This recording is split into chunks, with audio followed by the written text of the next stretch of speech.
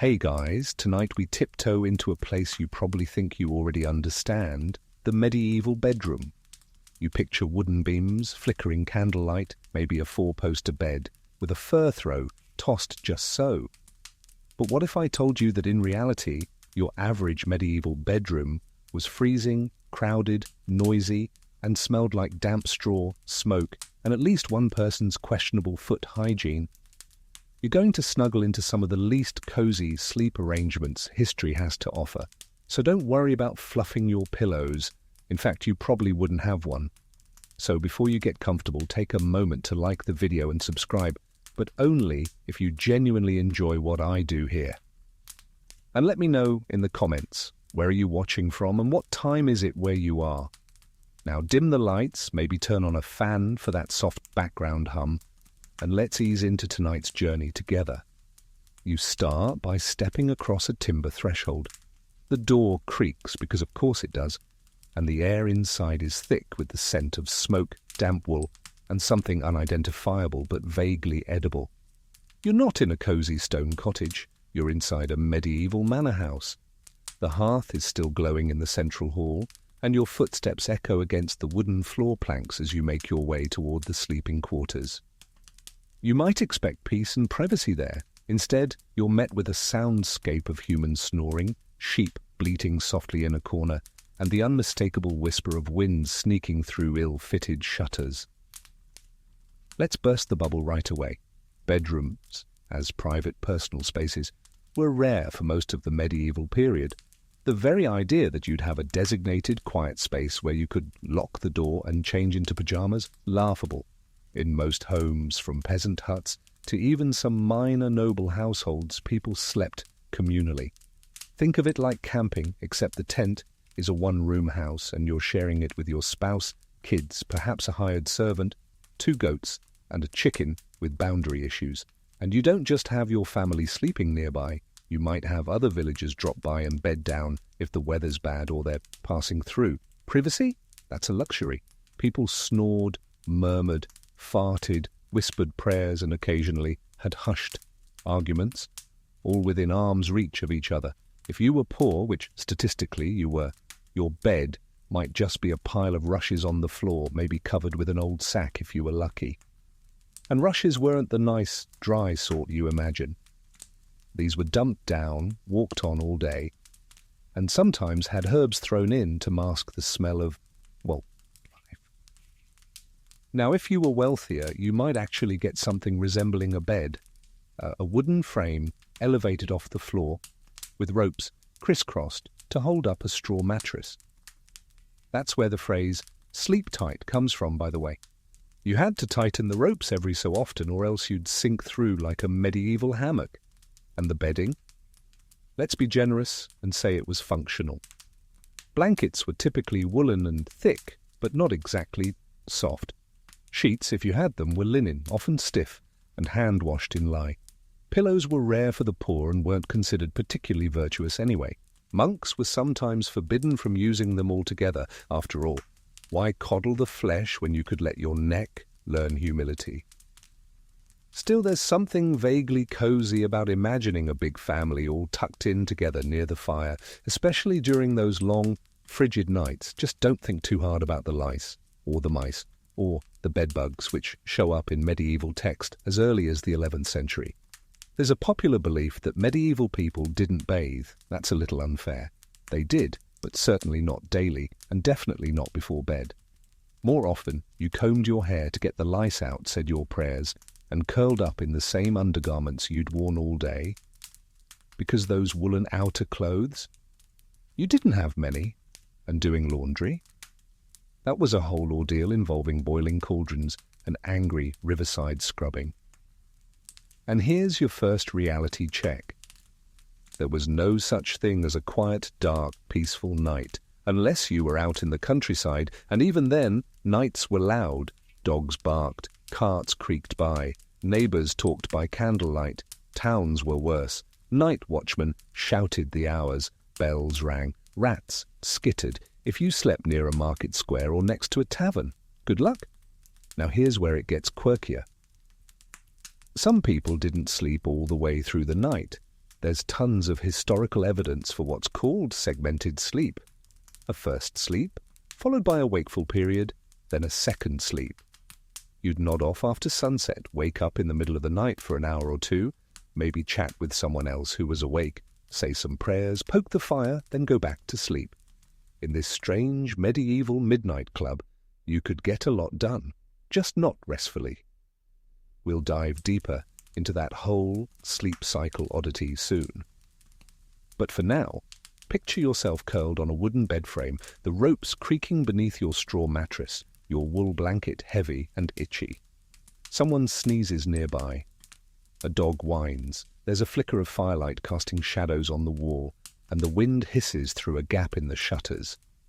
Historians still argue whether people actually liked sleeping this way or just accepted it because, well, options were limited. It's hard to know for sure. Most of what we have comes from literature, sermons, and household manuals, not exactly Yelp reviews. But one thing's clear, comfort wasn't the point, his survival was. So the next time you fluff your memory foam pillow or sigh over high thread count sheets, remember, your ancestors were just trying not to freeze to death next to a goat. You blink into the darkness, and the air is heavy with a kind of silence that hums with life, breathing, shuffling, the muffled sound of someone shifting in straw. Your toes are cold, but you don't dare move too much. You're sharing this sleeping space with others, and stirring risks, waking up the snorer with a sinus problem 2 feet away. That's right, this isn't your room, because it's not a room at all. It's a shared hall, a space meant for anything but sleep. So let's talk about that elusive dream of privacy. Who in this patchwork of barns, manors, and monastic dormitories actually got their own room? Short answer, the rich, the powerful, or the particularly holy. Everyone else? Nope. A separate bedchamber, one that wasn't just a corner behind a curtain or a spot next to the hearth, was a sign of serious status. Nobles, wealthy merchants, high-ranking clergy, they might have a room just for sleeping, but even then it wasn't private in the way we understand today. You didn't exactly roll into a plush sanctuary with mood lighting and a weighted blanket. You had a drafty chamber with heavy drapes, stone walls that echoed every cough, and, often, servants either sleeping inside or standing watch. That's right. Even the lucky few with rooms weren't alone. Let's say you're a noblewoman married into a powerful family. You might have your own chamber, yes. But also a lady's maid curled up near the hearth, ready to help you if you wake. Maybe a wet nurse sleeping with your infant nearby. Possibly a guard posted outside the door, or even inside if things were tense politically. Your bed isn't just a bed, it's a courtroom, reception space, and a maternity ward all rolled into one.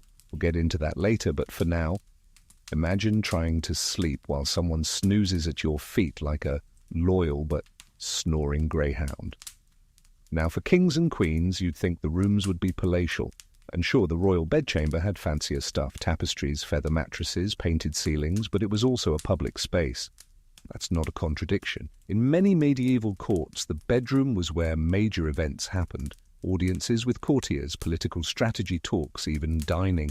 There might be a secondary, more private chamber behind the main one. But still, bedrooms were social theatres. Remember, the idea of private life is very modern. In medieval Europe, walls didn't mean solitude, they meant rank. But let's rewind back to the folks who didn't have rooms at all.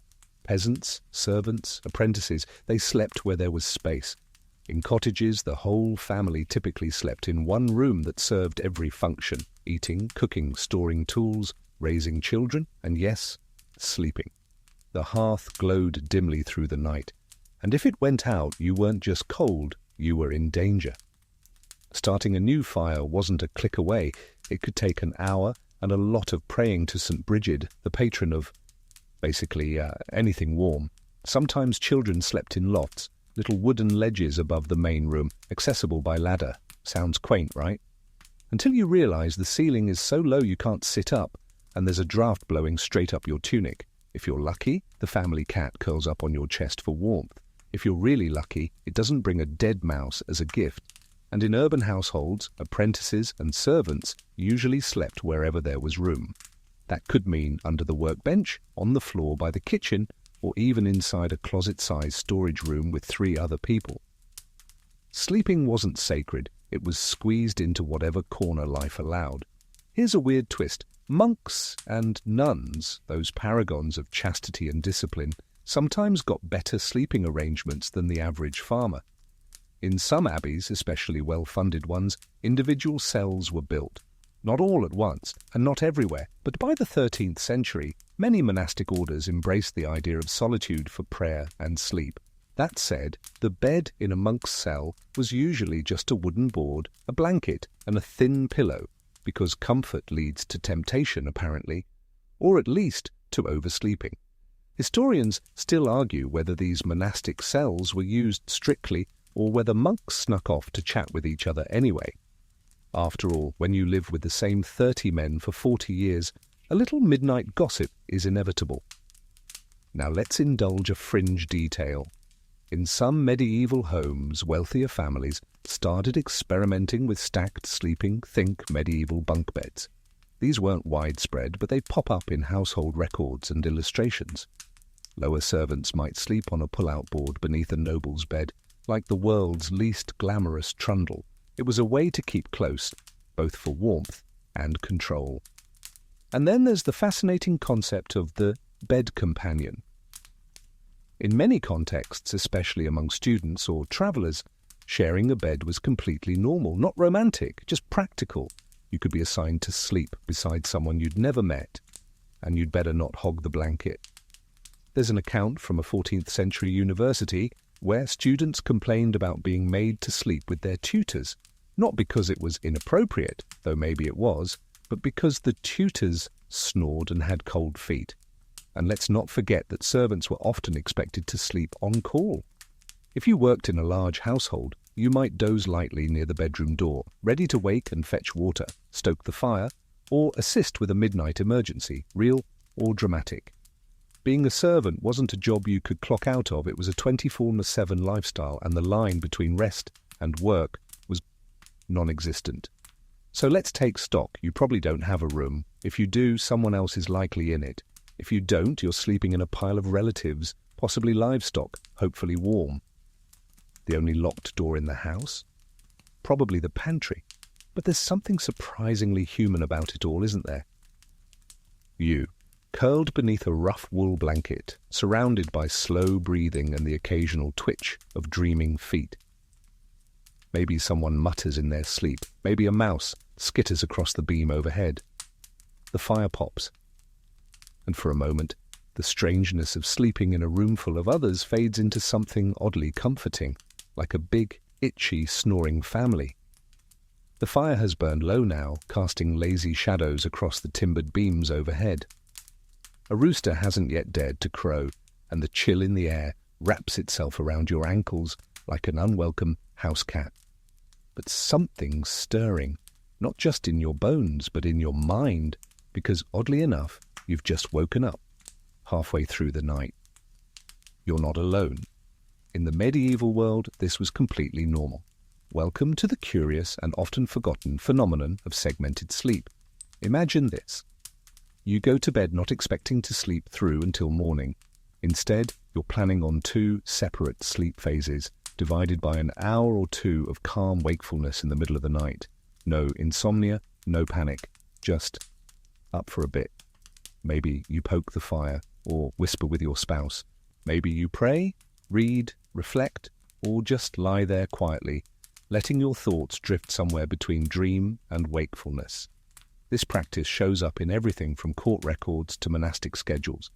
One 15th century medical text even recommends the interval as the ideal time for, shall we say, marital activities, though good luck finding any real privacy, what with your cousin asleep on the floor 5 feet away and a goat chewing on someone's cloak. So why did people sleep like this? Well, it has a lot to do with natural light. Before electric bulbs gave us permission to ignore the sun entirely, people's sleep patterns were more closely tied to the rhythms of daylight. Especially in winter, when nights stretched on forever, it was common to go to sleep soon after nightfall, around 8 or 9 p.m., then wake up sometime after midnight and fall back asleep until dawn. During this interlude, known in some texts as the watching, people would engage in all sorts of activities. Some prayed their way through it, particularly monks and nuns, who were literally scheduled to rise for vigils in the middle of the night. Others simply sat by the fire, shared quiet conversation, or tended to small chores like mending clothes or preparing food for the next day. And others just sort of thought. There are accounts of people using this interval for introspection, dream interpretation, even letter writing, provided the ink wasn't frozen and the candle didn't blow out. One scholar called it a forgotten art of night waking. Historians still argue whether this was truly universal across all classes or whether it was more common among the literate, the devout, or those lucky enough to sleep indoors without rats chewing their toes. But references to first and second sleep appear in writings from England, France, Italy, and even Iceland. So it wasn't a fluke, it was a way of life. Now here's a quirky twist. This break in the night was also believed to be a spiritually potent window. Some thought that prayers offered during this time had extra weight. Others believed the veil between the physical and spiritual world grew thinner in these shadowy hours. Your dreams might be more prophetic, your thoughts more revealing. If you were feeling particularly pious or guilty, you could sneak in some repentance during this interval and then go back to sleep feeling a little more saved than when you first nodded off. On the flip side, there were warnings. Being awake at this hour was also, understandably, associated with mischief. According to folklore, this was when witches brewed, demons wandered, and the devil himself might pay a visit if your soul was feeling particularly flammable. One 14th century preacher warned parishioners that idle minds in the night make a bed for Satan's whisper.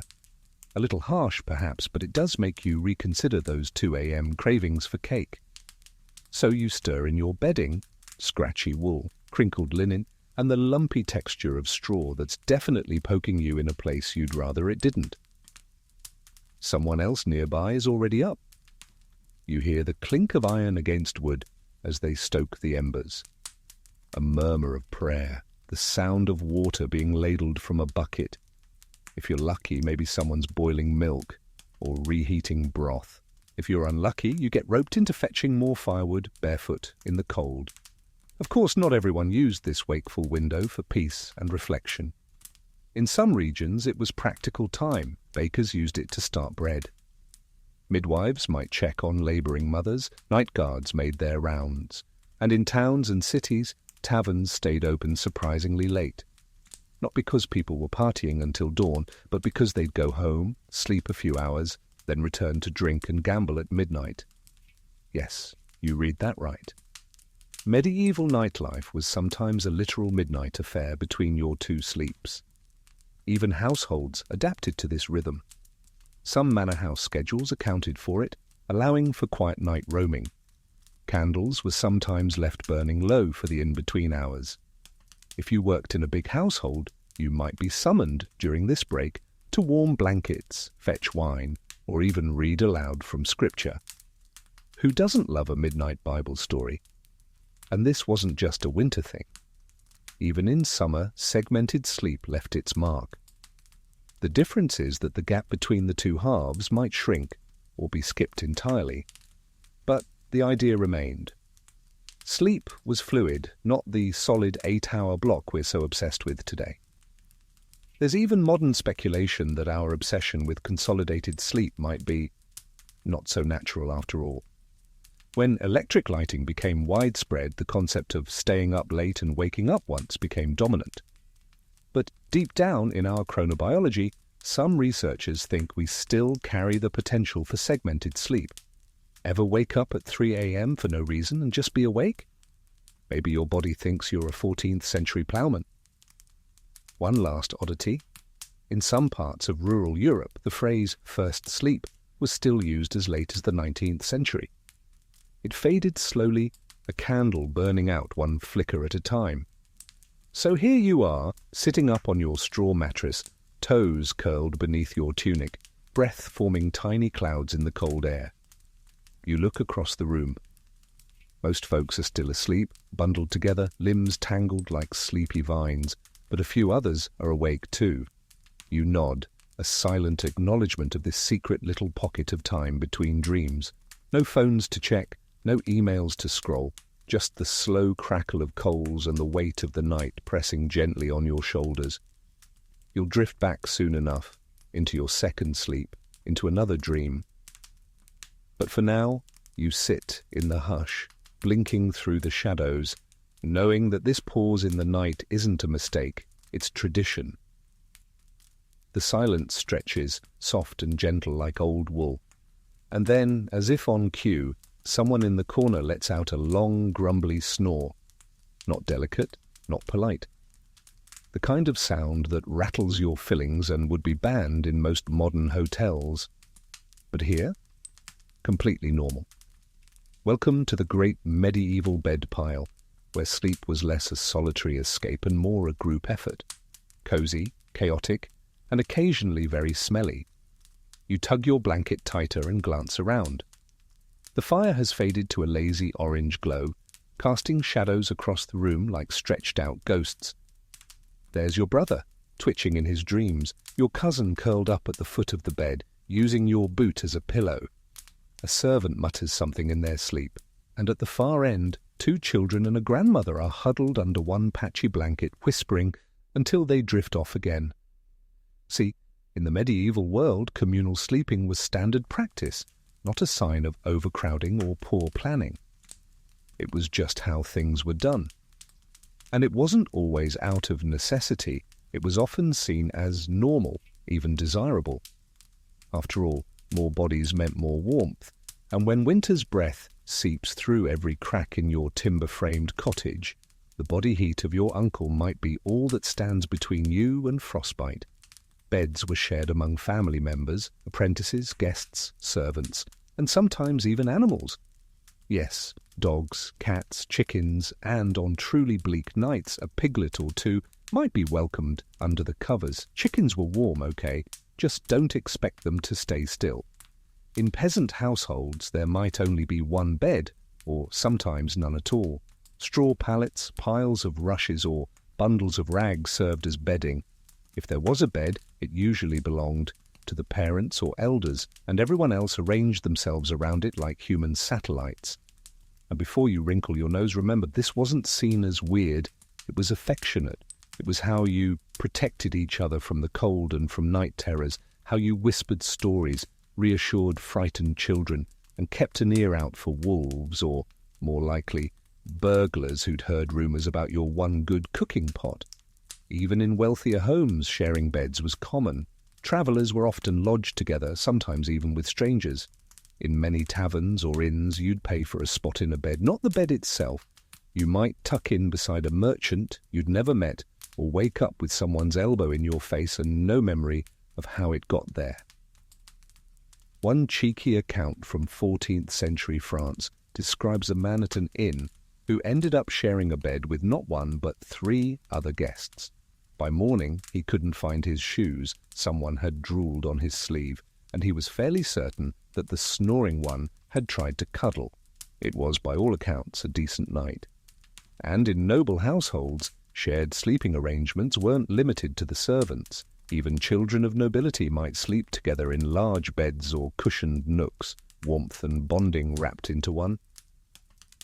Think sleepovers with fewer marshmallows and more lice combs. Lice, you ask? Oh yes. They were uninvited bedfellows in nearly every sleeping situation. Lice, fleas and bedbugs were such common nuisances that people had special tools, fine-toothed combs, ash rubs, even herbal powders, to try and drive them away before sleep. Didn't always work. You might fall asleep with rosemary tucked into your hair and wake up with a flea circus under your blanket. There's even one rather fringe detail from a 13th century German household manual that recommends singing softly to lull the bedbugs back into the cracks. Whether this actually worked is unknown. Historians still argue whether it was advice, a joke, or a form of medieval stand-up comedy. Now let's talk about what it felt like to sleep in such an arrangement. You'd settle in, probably still in your day clothes or long linen undershift. There was no changing into pajamas, no brushing your teeth, not unless you were unusually hygienic, and certainly no slipping into silence. Bedtime was a transition, not an event. People chatted, said prayers, maybe even gossiped a little before the snores took over. You'd wrap your arms around your knees or curl sideways, careful not to elbow your sister in the face. Maybe you'd hum a tune, quietly of course. You'd feel the person beside you shift in their sleep, their body pressing back into yours, their warmth reassuring. The room would settle into its breathing rhythm, crackle of fire, creak of rafters, a sigh, a cough, a soft rustle as someone reached for the edge of the blanket and accidentally took too much. And you wouldn't be alone. There's something profoundly different about the way medieval people thought about space. Today we crave solitude to sleep. We need the room to be dark, quiet, separate. But for them, sleeping alone might have been eerie, even dangerous. Night wasn't just dark, it was vulnerable. So sleeping with others wasn't just for comfort, it was for protection. You'd feel safer hearing the steady breaths of those around you. You'd know deep down that if the fire went out or something stirred outside, someone else would wake up too. It was a collective kind of sleep, an understanding that rest didn't require isolation. It required togetherness. Of course, there were downsides. Shared beds meant shared smells. Medieval people weren't bathing nightly, and wool doesn't breathe like modern fleece. You'd get used to the stink of sweat, damp linen, and the occasional mystery odor wafting up from someone's feet. You'd adapt, though. You had to. And hey, you didn't have to worry about alarm clocks, roosters, bell towers, or simply the shuffle of others waking around you did the trick. Sometimes a servant would wake the household, or you'd rouse yourself as the fire crackled back to life. There was a rhythm to it, ancient, communal, oddly cozy. So now, curled back into your shared bed pile, you breathe a little deeper. Someone beside you mumbles in their sleep. Another shifts and pulls the blanket up to their chin. Your feet tangle with someone else's, but neither of you moves away. Because in this world, the night belongs to everyone. And sleep, like so many other things in the Middle Ages, wasn't something you did alone. You wake up with straw in your hair, not metaphorically, actual straw. Sharp, scratchy, pokey pieces of dried grass that have wriggled their way through the thin linen sheet you thought would keep you safe. Welcome to the medieval mattress experience, equal parts rustic charm and low-grade suffering. As you blink blearily at the wooden beams overhead, you shift slightly, and the bed answers back with a loud creak. Then another. Then the unmistakable groan of timber expressing deep existential regret. You've just been reminded that medieval bed frames were not built for subtlety. Let's start from the ground up, quite literally. If you were lucky enough to own a bed, and remember many slept on pallets or just straight up on the floor, it usually consisted of a wooden frame, a rope lattice base, a straw mattress, and maybe a second layer stuffed with feathers if you were nobility, blessed by fortune, or both. That lattice? It had to be tightened regularly to stop the whole contraption from sagging in the middle like a hammock made of regret. That's where the phrase "sleep tight" comes from. You literally tightened the ropes to sleep more comfortably, or at least less miserably. The mattress, known as a tick, was a canvas or linen sack stuffed with whatever you had on hand. Straw was common, feathers were prized. Sometimes it was dried leaves. In rougher regions, moss, hay, even old clothes. Not exactly orthopedic. And no, they didn't replace the stuffing often. They might fluff it up or turn it over.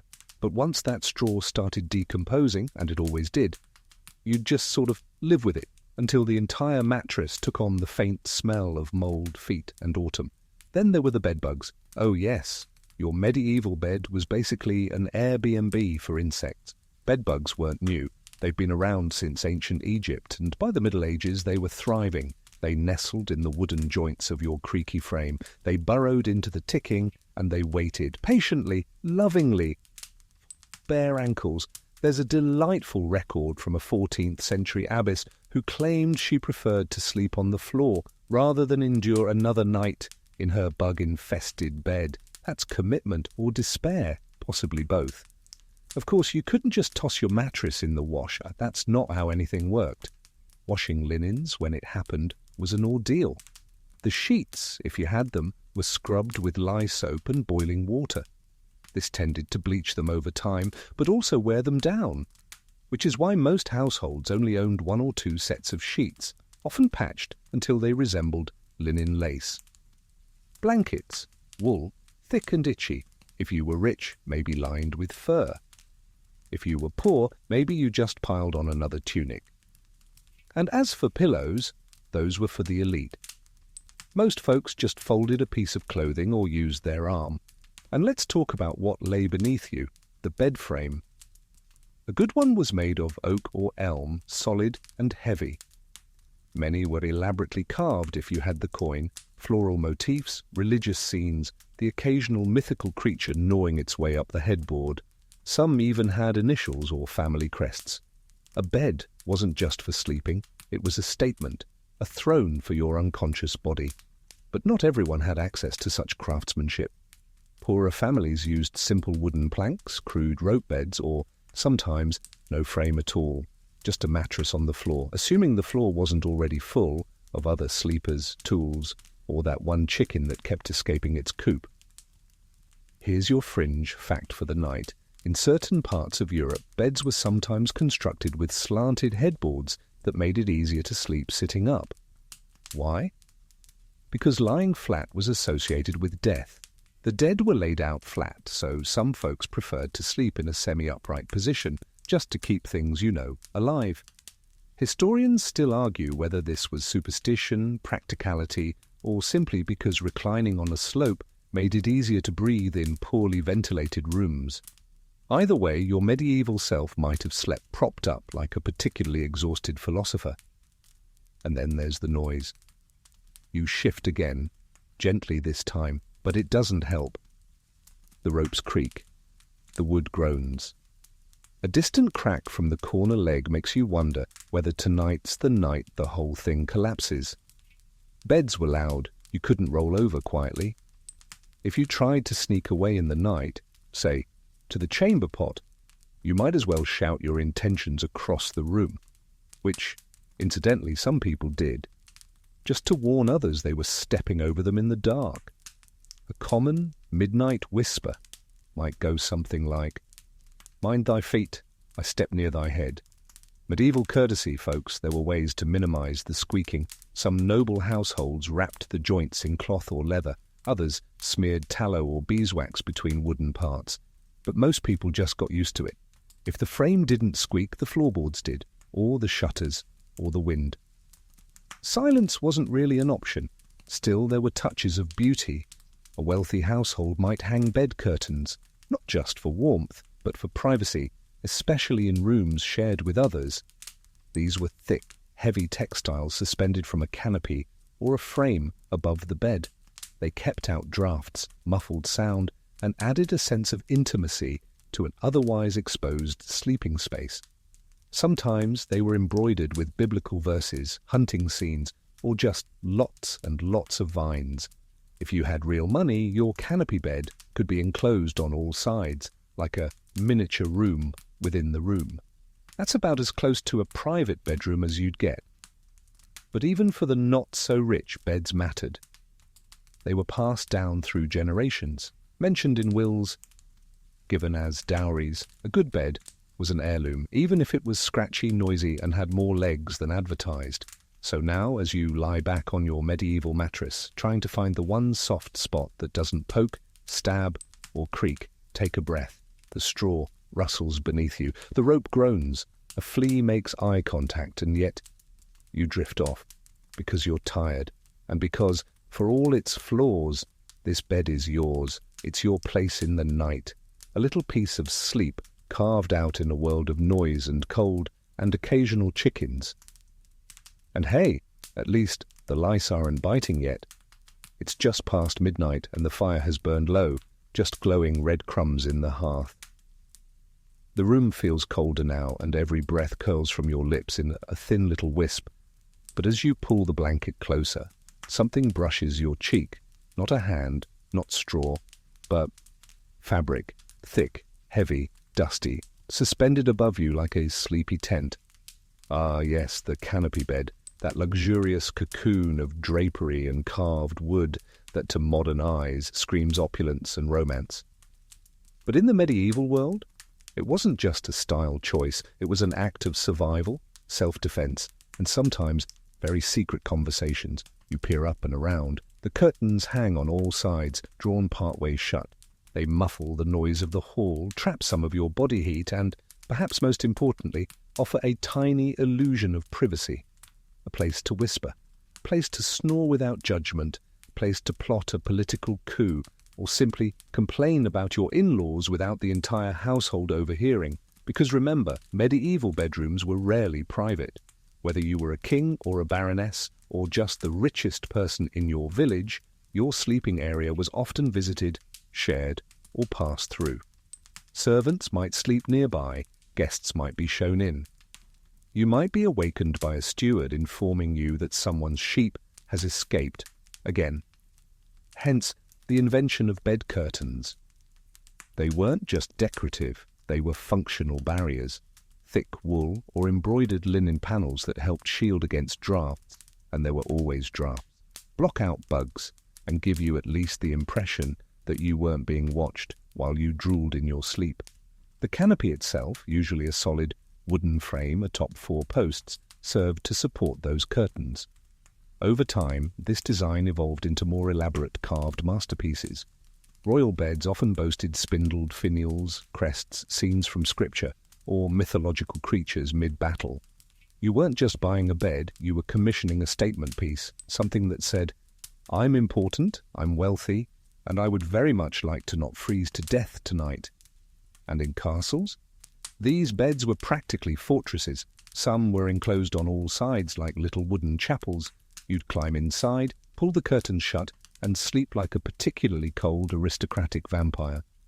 And you needed that protection. Castle bedrooms were stone-walled wind tunnels. The fireplace might offer some heat, but it also belched smoke. And the windows? Not glass, not yet, just wooden shutters or oiled cloth stretched over a frame if you were fancy, which means wind, rain, and the occasional curious crow were regular guests. Let's not forget eavesdropping, a genuine concern in noble houses. With politics always simmering just below the surface, conversations held behind drawn bed curtains offered a rare opportunity for privacy. Not foolproof, of course. Sound carried, but better to murmur behind velvet than shout across the hall. Some accounts even suggest that nobles would hold semi-private meetings in their bedchambers, drawing curtains around the bed while servants waited just outside. What was discussed in that fabric fortress? Strategy, romance, gossip, or possibly just complaints about how cold their feet were? Here's your quirky tidbit for the night. In a few noble houses, the curtains themselves became status symbols, lavishly embroidered, dyed in expensive colours, or bearing family insignia. One duchess is recorded as owning a summer set and a winter set of bed curtains, because even her sleep had seasonal fashion. And if you were really rich, you might even take your bed with you when you travelled. Yes, truly. Wealthy lords and ladies sometimes brought their own collapsible canopy beds, wooden frames, curtains, mattresses and all. A team of servants would pack it, carry it, and reassemble it at your next stop. Why risk sleeping on someone else's flea-infested bedding when you could lug your own highly portable flea-infested bedding from town to town? Historians still debate whether these mobile canopy beds were common or reserved for the ultra-elite. But the idea of arriving at an inn and having your servants erect your own personal sleep tent, that's either absurdly decadent or just very prepared. For monks and nuns, by contrast, there were no curtains, no privacy, and certainly no canopies. In most monasteries, cells were open, shared, or separated only by partitions. Curtains were considered a temptation toward vanity and solitude, 2 things no good monk should seek. Even if Brother Edwin did snore like a warhorse. But among the layfolk, curtains were practical tools. Even in humbler homes, makeshift curtains, woven cloth, animal skins, or patched rags might be hung to give parents a small barrier from the rest of the family. Privacy was still an aspiration, even if it was achieved with a curtain suspended from a wooden beam and held in place by sheer optimism. Of course, these curtains didn't block everything. You still heard your cousin sneezing. You still smelled the goat. But in a world with no personal space, a curtain could feel like a wall. And once tucked inside, that little cloth enclosure became your world. The outside faded, the firelight softened, the draft slowed. You were suspended in a warmish, woolly little bubble. You might even whisper to the person beside you soft secrets in the dark, or maybe you'd pray, or dream, or listen. There's something comforting about it even now. A curtain drawn, a light muffled, the sense that you're held in a cocoon where time slows down and nothing terrible can happen until morning. You're not alone, but you're enclosed. You're not in silence, but you're insulated. And if the wind rattles the shutters or the embers hiss in the hearth, you smile in your little sleep tent, safe behind the velvet. You sigh and drift. You shift under the weight of your blanket and realize, with a slight sense of dread, that your toes are tangled in something rough, frayed, and vaguely damp. It's not part of your blanket, it's your sheet, or what passes for one in this century. And it feels suspiciously like someone's old tunic that got repurposed somewhere around the Black Death. Because in the medieval world, bed sheets weren't exactly spa quality. They were often made from coarse, scratchy linen if you were lucky, or whatever old cloth could be sewn together if you weren't. If a sheet had a pattern, it was either because it had been patched with mismatched scraps, or it was stained in ways that medieval laundry techniques just gave up on. And yes, that yellowy-brown hue, that was the original off-white. Let's face it, bedding was practical, not luxurious. Nobody was ironing sheets. Nobody was thread-count shopping. A nice set of bedding might be passed down in a will. And while we might turn up our noses at bed sheets made from repurposed sacks in medieval households, that was just efficient use of fabric. Most peasants had maybe one or two linen sheets. These would be aired out, occasionally beaten with sticks and scrubbed with lye or ashes when someone remembered, or when they got crunchy. You couldn't throw them in a washing machine. You had to soak them in hot water, beat them against a washing stone, and pray the wind stayed steady enough to dry them before mildew set in. Which, let's be honest, it often didn't. Now nobles and wealthy merchants fared a little better. Their sheets were still linen, woven more finely, sometimes bleached to soft ivory, and occasionally embroidered. There are records of linen bedclothes being scented with herbs like lavender, thyme, or chamomile. And not just for comfort. Herbs also helped ward off lice, fleas, and bad dreams. A pillow stuffed with dried lavender wasn't a spa treatment, it was an act of self-defense. But even the rich weren't immune to the grime of medieval life. Servants rarely changed bedding more than once every couple of weeks, sometimes longer in winter. And those ornate embroidered sheets, mostly for show. You weren't sleeping directly on them. There was usually a plain linen layer in between. Practicality, always. Let's talk laundry for a moment. Doing the wash in the Middle Ages was an ordeal. First, you had to find clean water, which was harder than it sounds. Then you needed ashes to make lye soap, or you bought soap made with rendered animal fat and herbs. Once you had your cauldron bubbling, your washerwoman, or you, if you were unfortunate enough to do your own washing, would soak the linens, wring them, beat them on stones, rinse them, and hang them to dry in the sun. And the sun? Your best friend and worst enemy. It bleached the linen to a cleaner colour, but also wore it thin. Sheets eventually turned to rags. Rags became cleaning cloths. Cleaning cloths became fireplace starters. Nothing was wasted. Everything got another life, even if that life involved being the last thing someone sneezed into before kindling it. And what about pillowcases? Same story. A wealthy household might have delicate embroidery, think swirling vines, tiny birds, initials. But those were mostly for guests or special occasions.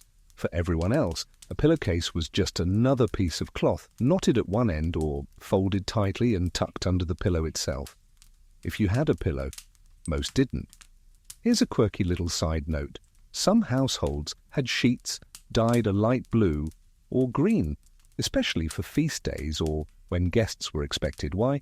Possibly to hide stains, possibly because the dye came from woad or other plant-based sources that had antibacterial properties, or maybe just because someone thought green sheets looked fancy. Historians still argue whether coloured sheets were widespread or mostly limited to high-status homes. But either way, you'd likely be sleeping on something vaguely pastel, scratchy, and questionably clean. Speaking of clean, mattress covers, when they existed, were another story. These were like early mattress protectors, thick cloth sheets tied or nailed into place to protect the straw ticking beneath from wear and other accidents. These weren't changed often, they weren't washed often, but they were there, a barrier between you and the scratchy underworld of decomposing straw.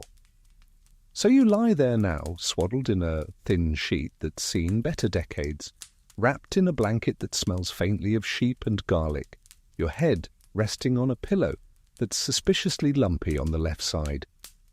The night air seeps through the shutters.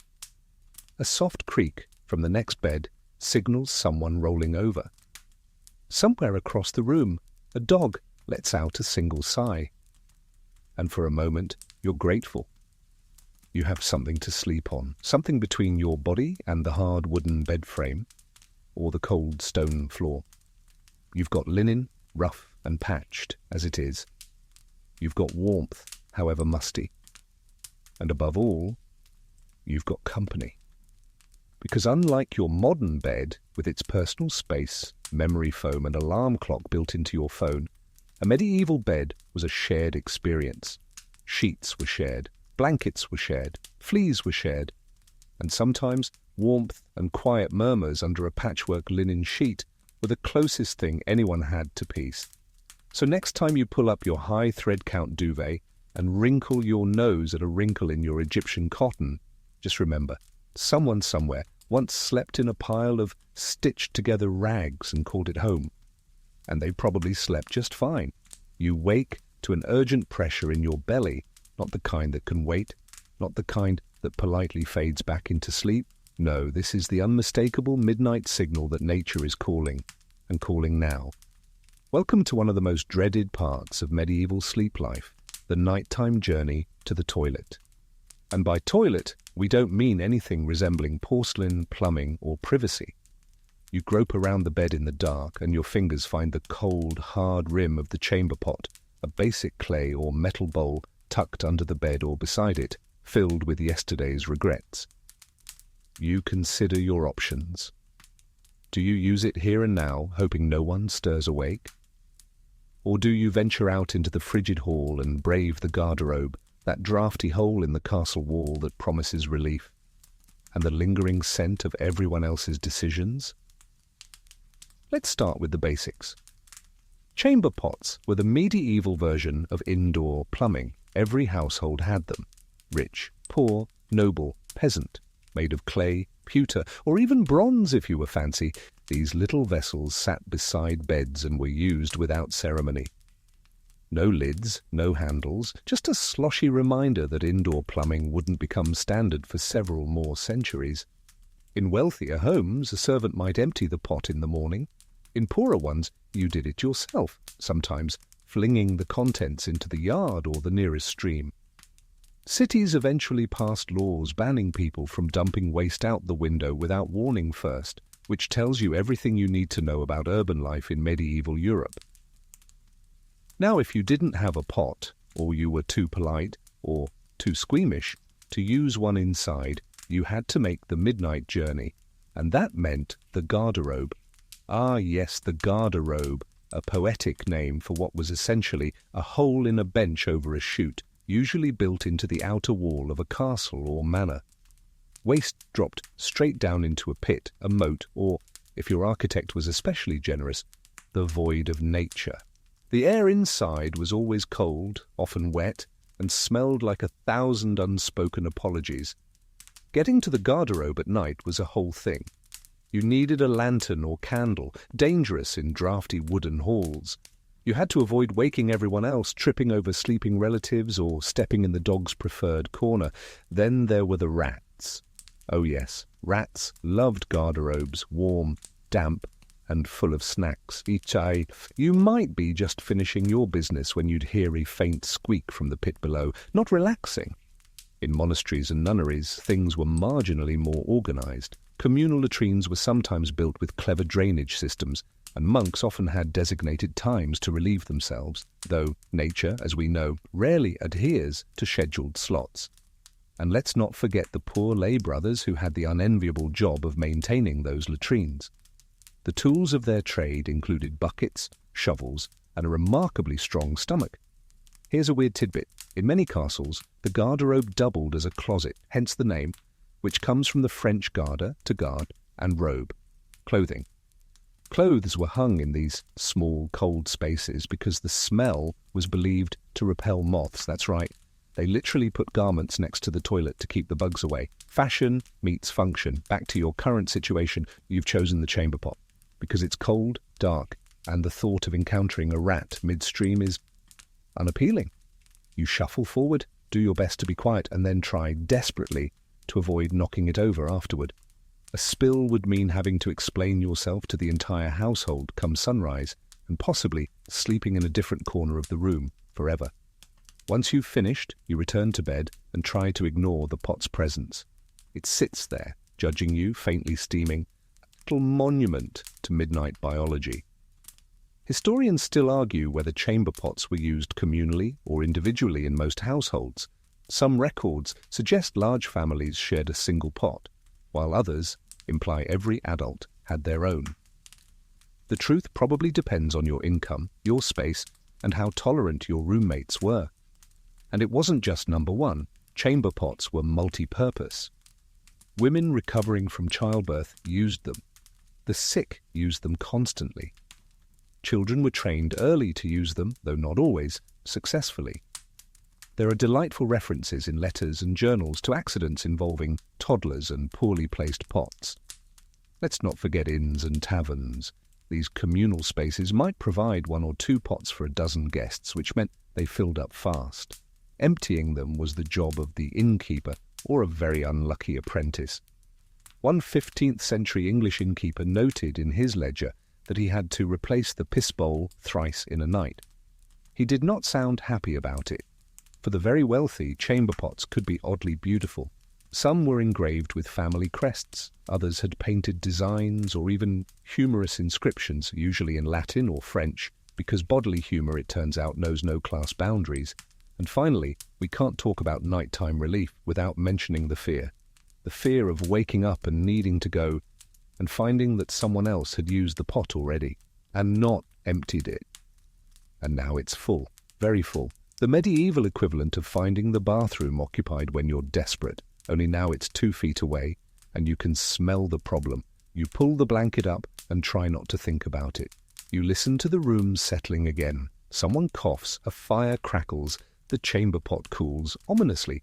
Eventually your breathing slows. You find the warm spot again under the covers. You curl into the straw mattress, feeling the poke of a bristle here and there, and settle into the slow rhythm of medieval rest. Because despite the smells and the sounds and the fact that your toilet is a bowl under your bed, sleep comes anyway. You just try not to roll toward the pot. The rooster hasn't crowed yet, but there's a commotion outside your sleeping nook. You stir groggily, eyes still heavy with the weight of your second sleep. Someone's shifting near the fire, and you catch the muffled voice of a newcomer asking for a place to lie down. You lift the curtain just enough to peek and see him. Mud-splashed boots, travel-worn cloak, breath fogging in the chill. He's a stranger, and now it looks like he's going to be sharing your bed. That wasn't an insult in the medieval world. It was just standard hospitality, because when travelers needed a place to sleep, they often bunked with strangers. Inns didn't guarantee private rooms. In many cases, they didn't even guarantee your own mattress. You got a spot, and that spot might be right next to someone who snored like a warhorse and smelled like old onions. Let's step into the medieval inn for a moment. Not the romantic timber-framed tavern of Hollywood, but the real thing. Inns were loud, crowded, and often reeked of beer, sweat, and damp wool. Beds were scarce. Privacy was a myth. In some inns, you didn't rent a room, you rented a share of a bed. And if all the beds were full, you curled up by the hearth, or in the stables, or under the table, if the innkeeper liked you. One of the most famous records of medieval travel comes from Erasmus, the 16th century Dutch philosopher, who once wrote of being forced to sleep in a bed with a drunken German soldier. The soldier snored, hogged the blanket, and talked in his sleep about slaughtering Lutherans. Erasmus did not get a good night's sleep, and yet this was accepted. Travel was slow, roads were dangerous, inns were rare outside of major routes. Pilgrims, merchants, students, they often relied on the kindness of strangers or stayed in hostels run by the church or guilds. These were usually communal sleeping halls lined with straw mattresses or pallets, where you might wake to find a dozen strangers all snoring in symphony. Even noble travellers weren't immune, unless they carried their own bedding, and some did, complete with tapestries and feather pillows. They often had to share with their own entourage, packed into draughty rooms. The idea of a single person demanding an entire bed to themselves would have sounded selfish, even wasteful. Now, sleeping beside strangers had its risks. Theft, for one. If you turned your back on your coin pouch, you might wake up with nothing but regret. Travellers often slept with valuables tucked under their clothing or hidden inside the straw mattress. But if the thief was sleeping next to you, well, too bad. Disease for another. Medieval people didn't know about germs in the way we do, but they definitely noticed that proximity spread illness, skin infections, lice, coughs. You'd be lucky to leave a crowded inn without a few itchy souvenirs. But worst of all, snoring. Chronic, thunderous, soul-rattling snoring. Some innkeepers even charged extra for a quieter bed, usually located farther from the fireplace, where the heavier sleepers congregated. It's no coincidence that snoring gets referenced in medieval literature almost as often as dragons. Of course, there was an unspoken etiquette to sharing beds. You stayed on your side, you didn't talk too much, you didn't move around unless necessary, and under no circumstances did you hog the blanket. That was a cardinal sin. There's a charming, if slightly bizarre, legal record from 15th century London about a man who stabbed his bedmate with a spoon in the middle of the night because he claimed the other man was trying to steal the warmth. It's unclear who won the argument, but the spoon, sadly, did not survive. And yet these shared beds weren't always hostile. Sometimes they became little communities of their own. Pilgrims on the same path might swap stories before drifting off. A merchant and a student might trade news from distant cities. A monk might quietly pray while a blacksmith muttered about the price of iron. In fact, some friendships were forged in these cramped, lumpy sleeping spaces. Letters from the 14th century show travellers who met once in a shared bed later writing to each other years later, bonded by a night spent shivering under the same moth-eaten blanket. And this wasn't just in inns. In homes, too, guests were often expected to share whatever bed was available. If your cousin visited from the next village, they might be tucked in beside your youngest child, or squeezed onto your pallet beside the fireplace. No one batted an eye. Hospitality meant making space, even if that space was already full. Here's your quirky fringe detail. In some parts of England and Wales, there were bed-sharing customs based on social rank. A lower status guest would be placed nearer to the wall, while the more honoured sleeper got the open side of the bed. It was a subtle nod to hierarchy because even in bed, medieval society kept its rules tidy. Historians still debate how much bed-sharing blurred into intimacy. Certainly, there are accounts of friendships and possibly more developing from these close quarters, but for most people it was just logistics. You needed sleep. They needed sleep. The bed was available, you made do. So now, as the traveller peels off his damp cloak and settles beside you, muttering a sheepish, "Pardon me," You inch over slightly, finding the warm patch you left behind.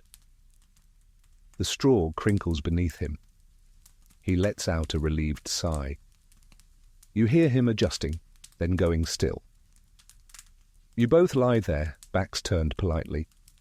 The fire pops once, then goes quiet. The wind scratches at the shutter. And for a moment in this strange little intersection of lives, you're just two humans sharing warmth against the night. Not friends, not enemies, just fellow travelers, just bedmates. You close your eyes and sleep returns. Morning light hasn't yet cracked the horizon, but the fire's glow is stirring back to life. You shift slightly and feel a foot nudge yours. Not in a romantic way, more in the, hey, don't hog the blanket way. You've been sharing the bed with the travelling merchant all night, along with a servant curled awkwardly on the floor, nearby, snoring gently into a folded cloak. Yes, you're not just sharing a bed with strangers, you're also sharing it with servants. In medieval households, the bedroom wasn't just a place to sleep. It was a multifunctional, often crowded hub, part office, part meeting room, part nursery, and part staff lounge. For nobles, sleeping in the same room, or even the same bed, with their servants wasn't seen as degrading. It was often practical, especially if you wanted to be warm, protected, and, frankly, not have to put on your own shoes in the morning. Let's imagine you're a noble. You climb into your heavily curtained canopy bed, lay back against your lumpy feather pillow, and pull the embroidered blanket up to your chin. Just as you're dozing off, the wooden door creaks open. A young boy with quick feet and cold hands pads across the room. He's not an intruder. He's your valet, and he's just settling down at the foot of your bed on a folded woolen mat. This wasn't strange. Servants often slept in the same room as their masters, particularly personal attendants, ladies' maids, valets, pages, chamberlains. They needed to be nearby at all hours in case their lord or lady stirred in the night, called for water, had a coughing fit, or wanted to be read a psalm to help fall back asleep. Medieval convenience was about proximity, not automation. Sometimes servants literally slept in the same bed, especially in colder months or when travelling. Think of it as a cozy human alarm system. If a thief tried to sneak in, the servant would wake first. If a fire broke out, they'd rouse the master. If the master muttered something about forgetting a debt to the abbot, the servant would remember it in the morning. Historians still debate whether this level of closeness led to personal bonds or just professional necessity. Some masters became deeply attached to their attendants, treating them as confidants. Others kept a strict hierarchy, even in sleep, ordering servants to lie on the ground like living footstools. Now there were unspoken rules. A servant didn't turn their back to their master in bed. They didn't initiate conversation unless spoken to, and if the master shifted or sighed dramatically, the servant had better be awake and asking if something was wrong. There's even a charming tale from a 15th century Italian noblewoman who couldn't sleep without the rhythmic breathing of her maid beside her. When the maid took ill and slept in another room, the lady complained that her dreams felt cold and hollow, which is probably the medieval version of saying, "I miss your snoring." In larger households, entire groups of servants might bunk together in designated servant quarters, often directly beneath or above the lord's bedroom. These weren't cozy dormitories, they were cold, damp, and often overcrowded. But for the lucky few, valets, cupbearers, body servants, they got to sleep in the main chamber itself, which was warmer, more secure, and closer to the wine stash. One very quirky case: royal bedchambers, where up to a dozen people might linger overnight. King Henry VII of England, for instance, famously had a bedchamber staff of over a dozen men, grooms of the stool, gentlemen of the bedchamber, ushers, cupbearers, even musicians. Some of these slept on truckle beds, pull-out cots stored under the royal bed. Others curled up on benches or pallets near the hearth. The king himself might wake to a room that smelled faintly of wax, sweat, roasted meat, and velvet. And all this closeness meant that servants knew everything, who came and went, who cried in the night, who had nightmares, who passed gas with alarming force. If gossip was currency in the medieval court.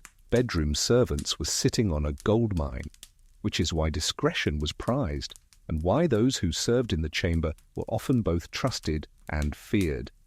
In some households, children of noble families shared beds with their nurses or governesses. This wasn't just for warmth, it was to ensure they were safe, well-behaved, and kept to proper routines. One medieval parenting guide suggests that a child should never sleep alone, lest they be tempted by imagination, idleness, or midnight wandering. Which, if you've ever tried to keep a 5-year-old in bed, sounds about right. Even apprentices in trade houses, the baker's boy, the tailor's apprentice, would sleep close to their masters or in the shop itself. Not only did this deter theft, it also meant the day started as soon as the master groaned his way out of bed. Want to sleep in? Too bad. The sourdough isn't going to knead itself. Here's your fringe detail. Some noble households built sleeping closets, tiny alcoves or cupboards where favoured servants could curl up just a few feet from their master's bed. These weren't much more than glorified wooden boxes with a blanket, but they were warmer than the stables and close enough to hear a whisper. In one French estate, the garçon de chambre slept inside a cabinet carved into the wall, emerging at dawn like a helpful bat. But of course, this closeness also blurred boundaries. Not always inappropriately, though that did happen, but in the sense that sleep wasn't sacred. It was just another layer of the workday. Being a servant meant being always on call, even at midnight, even when your master kicked you in his sleep. So as you lie there, feeling the blanket rise and fall with the breath of the person next to you, someone who might dress you in the morning, brush ash from your boots, or refill your goblet, you realize something. In the medieval world, the bed wasn't a fortress of solitude. It was a shared space, a working space, a space of hierarchy, of duty, of human connection. And for the servant, sleeping beside you, curled like a comma at the foot of the mattress, it was a moment of stillness in a life that rarely paused. You breathe in, the fire crackles, a dog shifts in the shadows, and you close your eyes knowing that someone will be there if you stir, someone who will rise before you do. You're drifting again until a faint tug at your scalp jolts you awake. Not the dream kind, the literal, itchy, crawling kind. You groan softly and reach under your nightcap, fingers already anticipating the culprit. Yes, lice, again. Because in the medieval world, your nighttime routine didn't end with pulling up the blanket. It involved tools, traditions, and, if you were lucky, a little rosemary oil. Welcome to the grooming rituals of medieval bedtime, where a comb was a weapon, a nightcap was practically armor, and going to sleep clean was a daily battle you usually lost. You sit up, scratching lightly, and feel the linen of your nightcap, a small, soft cap tied under the chin or snugged around the ears. Everyone wore them, women, men, children. They weren't a fashion statement, they were a necessity. Why? For warmth, first and foremost. Medieval homes were drafty, stone walls held cold like they were paid to. Even with a fire going, the temperature dropped steeply at night. A nightcap helped preserve heat, especially when your hair was damp or if you happened to be, say, bald, which wasn't uncommon. Lice was so widespread that some people shaved their heads entirely just to make delousing easier. But warmth wasn't the only reason. The cap helped protect you from your own bed. Remember that mattress, stuffed with straw, crawling with bugs and shared with multiple people? The nightcap served as a barrier, a small, sad defense against lice, fleas, and whatever else had made your bed their kingdom. And if you were wealthy, you might even have a decorated nightcap, stitched with little floral designs or lined with soft rabbit fur. But even the plain ones were valuable. In some households, they were passed down or mentioned in wills. To my eldest daughter, I leave my winter sleeping cap. A strange inheritance, but a warm one. Now let's talk lice combs. Every household had one, sometimes several. These weren't wide, fluffy brushes. They were narrow, sharp-toothed combs made of bone, wood, or metal, designed specifically to scrape out lice and nits. You'd part your hair and comb slowly, methodically, over a basin or piece of cloth. The lice would drop out, sometimes squashed between comb teeth. It was gross, it was effective, and it was incredibly normal. One monk, writing in the 12th century, described his morning lice routine in detail, how he would thank God for waking him, then comb his hair, inspect the findings, and toss them into the fire. Each louse a reminder of humility, he wrote. That's one way to frame it. For peasants, the combing might happen less often, maybe every few days, maybe once a week if the family was busy with harvest or travel. But it was a communal event. Mothers combed children, sisters combed brothers, and sometimes friends combed each other before bed in a quiet, meditative ritual. You might chat softly, warm your feet by the fire, and mutter complaints about the fleas that kept outsmarting your ash-dusting trick. Because yes, another method of bug control involved rubbing your skin or scalp with cold ashes from the hearth. Ash was abrasive, mildly antiseptic, and sometimes helped dissuade insects. It also made you look dusty and smell vaguely like bacon, but again, better than lice. If you had the means, you might apply herbal rinses before bed. Rosemary, lavender, rue, and wormwood were common. Some were boiled into teas, others crushed into poultices. A cloth soaked in mint water might be draped over your head. Not because it was relaxing, but because mint repelled bugs. And also, in some circles, evil dreams. Which brings us to another nightly tradition, protective charms and prayers. The medieval world was full of nighttime anxieties. Lice were one thing, but there were also night demons, bad dreams, and spiritual threats. People often whispered protective verses before bed, usually psalms or invocations to saints. Children might sleep with amulets around their necks. Adults sometimes tucked religious icons or crosses under their pillows. There's a recorded prayer from the 14th century that reads, "From lice, from spite, from sleep that bites, let angels guard me through the nights." Catchy. Effective? Who knows? Historians still debate whether lice were truly seen as preventable or just inevitable. Some texts treat them as a nuisance to be battled, others accept them as part of daily life, especially among the poor. There's even an odd passage from a medieval bestiary that claims lice were the punishment of idle minds and unwashed feet, which seems both judgmental and biologically questionable. One fringe detail for you. In some noble courts, especially in France, it became fashionable, yes, fashionable, to keep a pet comb made from carved ivory worn on a chain or tucked into the belt. These combs were highly ornate, featuring scenes from fables or Bible stories, and were displayed like accessories, as if to say, yes, I suffer from lice, but I suffer beautifully. And grooming didn't end with the head. Before bed, many people washed their feet, both as a hygienic gesture and a spiritual one. Clean feet meant better sleep, fewer smells, and maybe a lesser chance of vermin nibbling your toes. There's even a scene in Chaucer where a character describes her nightly habit of washing her feet, then tucking them into fresh linen wrappings, so no mouse shall tempt them. Sensible lady, you might also clean your fingernails, dab your face with cool water, or brush crumbs from your clothes, and then finally you'd settle in, head wrapped in a linen cap, body swaddled in a scratchy blanket, and scalp tingling faintly from the combing. The fire would dim, the lice would quiet.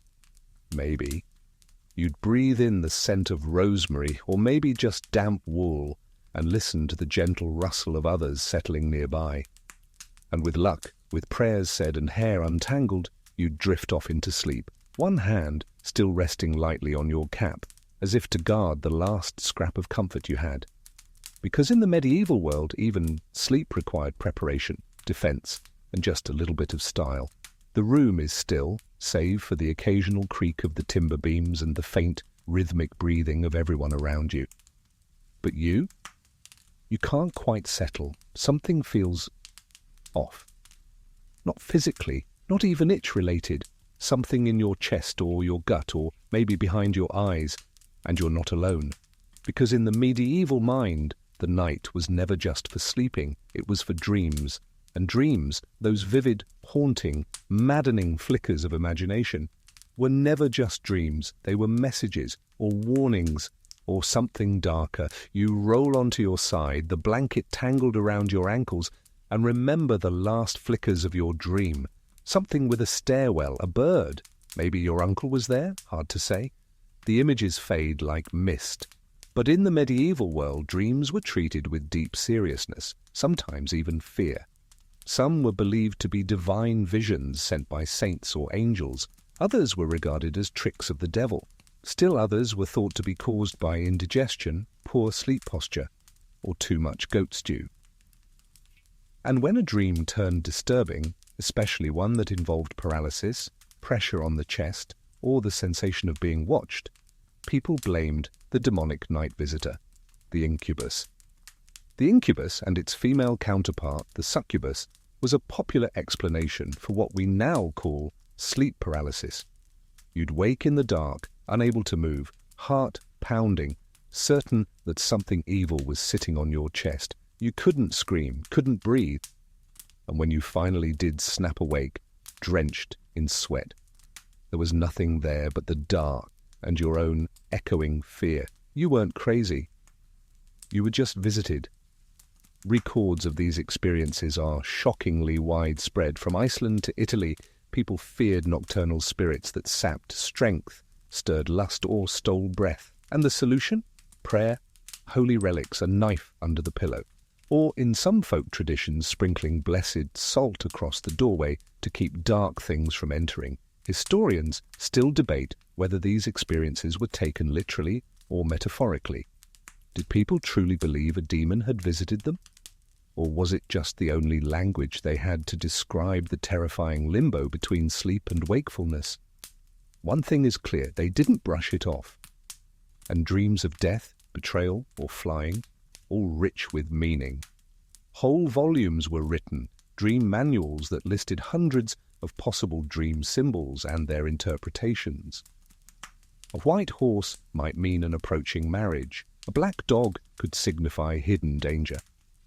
If you dreamt of water, it meant something different, depending on whether it was flowing, still, or muddy. Noblewomen sometimes kept dream diaries and consulted confessors the next day. Monks used dreams as tools for reflection, penance, or spiritual growth. And if you were a peasant, you might tell your neighbor about your dream over a shared cup of weak ale, wondering aloud if the vision of your dead grandmother meant the weather would turn. And then there were the prophetic dreams, those dreams that claimed to predict the future. From royal courts to village hearths, stories abound of people who dreamt of floods, fires, or fortunes, and then watched those visions unfold in real life, sometimes by coincidence, sometimes by manipulation, and sometimes, well, who's to say? Here's a particularly odd detail. Dreams were also considered admissible evidence in some legal disputes. In one medieval Welsh case, a man claimed to have dreamt of his neighbour hiding stolen sheep and used that as justification for raiding the neighbour's shed. The court didn't entirely dismiss it. Dreams, after all, might be sent by God, or so they said.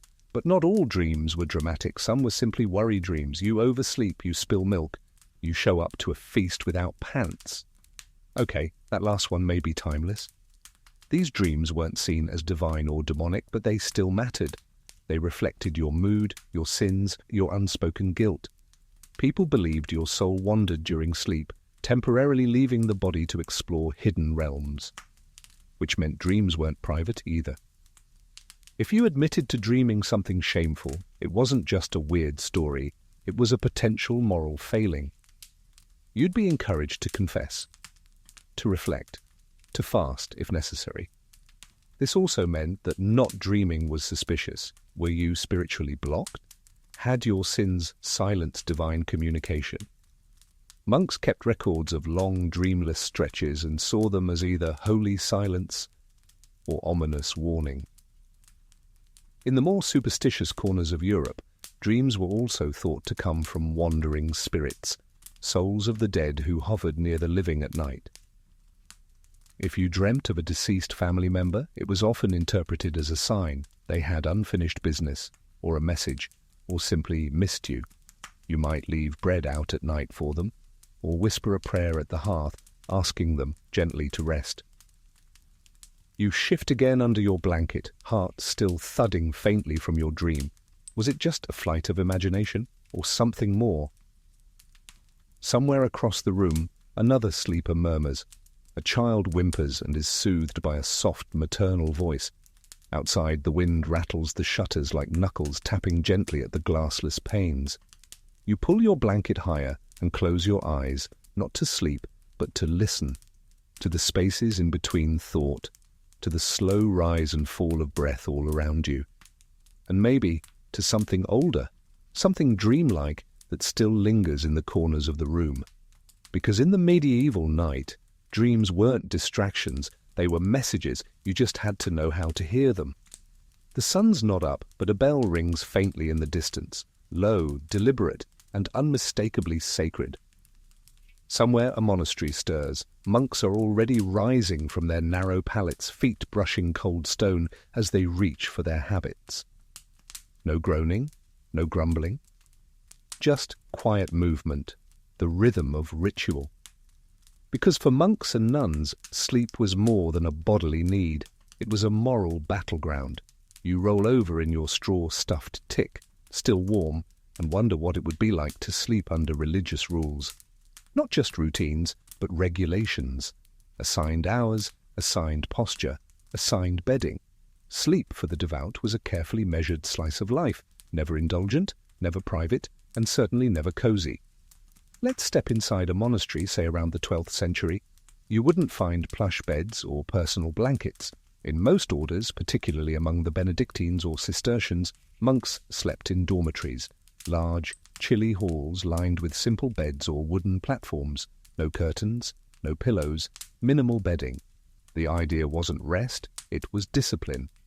The rule of St. Benedict, written in the 6th century and hugely influential across medieval Europe, outlined how monks should divide their time, including their hours of rest. Typically, they were allowed 6 to 8 hours of sleep per night, but it was broken by the canonical hours, structured prayer times that began well before dawn. You'd sleep in your habit, fully clothed, so you could leap from bed when the bell rang for matins or vigils. That could be around 2 or 3 a.m., yes, in the middle of your rest. You'd shuffle silently to the chapel, join your brothers in chanting psalms by candlelight, then return to bed for a few more hours, if you were lucky. Historians still debate whether monks truly adapted to this schedule or just endured it. Some accounts suggest that novices often fell asleep during prayers or leaned on pillars to stay upright. Others insist that the rhythm became second nature, and the interruption helped maintain spiritual alertness. Now, what about posture? Some monastic orders encouraged sleeping on your back, arms crossed, as if in a state of perpetual readiness for judgment. Others frowned on lying flat, associating it with sloth or, ironically, death.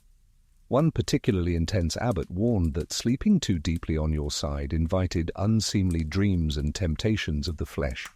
So you slept still, upright, cold, clothed, and watched. Because yes, in some monasteries a senior monk, often called the porter, or master, of the dormitory, would walk among the beds to make sure no one was snoring, fidgeting, or, heaven forbid, sneaking a nap during the wrong hours. As for nuns, many of the same rules applied. They too lived under strict schedules with structured sleep interrupted by prayers and chores.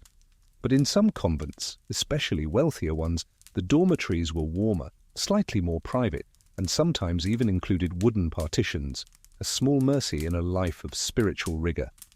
That said, even among the devout there were human moments. Letters from abbesses to bishops sometimes include gentle complaints about sisters who snore with abandon, or novices who mutter prayers into their blankets but forget the Latin endings. One monk famously described his bed as a dry boat upon a sea of temptations, which raises questions he never fully answered. But sleep wasn't just for monks. Lay people who were especially pious, or simply terrified of eternal damnation, also tried to bring religion into their sleep. Some would pray before bed, asking forgiveness for the day's sins. Others slept with blessed objects nearby, a crucifix, a scrap of a saint's robe, or a bone fragment encased in silver. Wealthy patrons even commissioned bedside altars so they could whisper devotions before drifting off. If they woke in the night, they'd say a Hail Mary or recite a psalm, just in case. There were even bedtime prayers for specific fears, afraid of nightmares. Pray to Saint Raphael, afraid of fire. Light a blessed candle, afraid you wouldn't wake up. Ask for a peaceful death, if it be God's will. Comforting. In certain devout circles, people trained themselves to sleep lightly, so that even in dreams they could hear God's voice. One mystic claimed that he had taught his soul to wake at the faintest whisper of sin, even in others, which, while spiritually impressive, must have made him an exhausting roommate. Here's your quirky fringe detail. In a few extreme sects, devotees practiced voluntary sleep deprivation. They believed sleep dulled the spirit, making the soul sluggish, so they deliberately limited their hours of rest, fasting not from food but from comfort. They believed that to suffer the night is to welcome the dawn. That's poetry. It's also deeply impractical. Still, for many, sleep was a form of obedience. You didn't sleep when you were tired. You slept when the bell said to. You didn't stretch out for comfort. You arranged your limbs as the rule instructed. You didn't chase dreams. You braced yourself for them. And yet, for all the austerity, there was a kind of beauty in the rhythm. The bell, the chant, the quiet return to bed. A monk might sleep less than a ploughman, but he did so with purpose, with community, and with centuries of ritual humming beneath the surface. So tonight, as you settle deeper into your mattress, whether it's stuffed with straw, feathers, or faith, you can almost hear the distant echo of the monastery bell. A reminder that somewhere, in the pre-dawn dark, someone is waking. Not to work, not to worry, but to whisper ancient words into the quiet, alone but never lonely. And maybe, just maybe, they'll return to bed with a lighter heart. You wake to soft voices nearby, not from dreaming.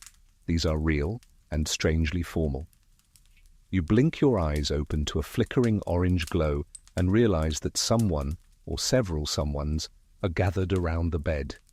But no one is ill, no one is dying, they're talking. It's not gossip, it's not bedtime chatter, it's a legal matter, because in the medieval world, the bed wasn't just for sleep. It was often a stage for contracts, ceremonies, and oaths. That's right. You could go to bed as a single free commoner and wake up as a married vassal bound to a feudal lord, all from under your blanket. Let's start with marriage, since that's perhaps the most dramatic of these events. In medieval Europe, particularly during the earlier centuries, marriage wasn't always about church bells and flower petals. In many regions and classes, what made a marriage official wasn't the ceremony, it was the bedding. A couple's union wasn't considered valid unless it was consummated, and this act didn't happen in secret. Oh no. Families, neighbors, or witnesses might accompany the couple to the bedchamber, where they'd observe the couple being tucked into bed together.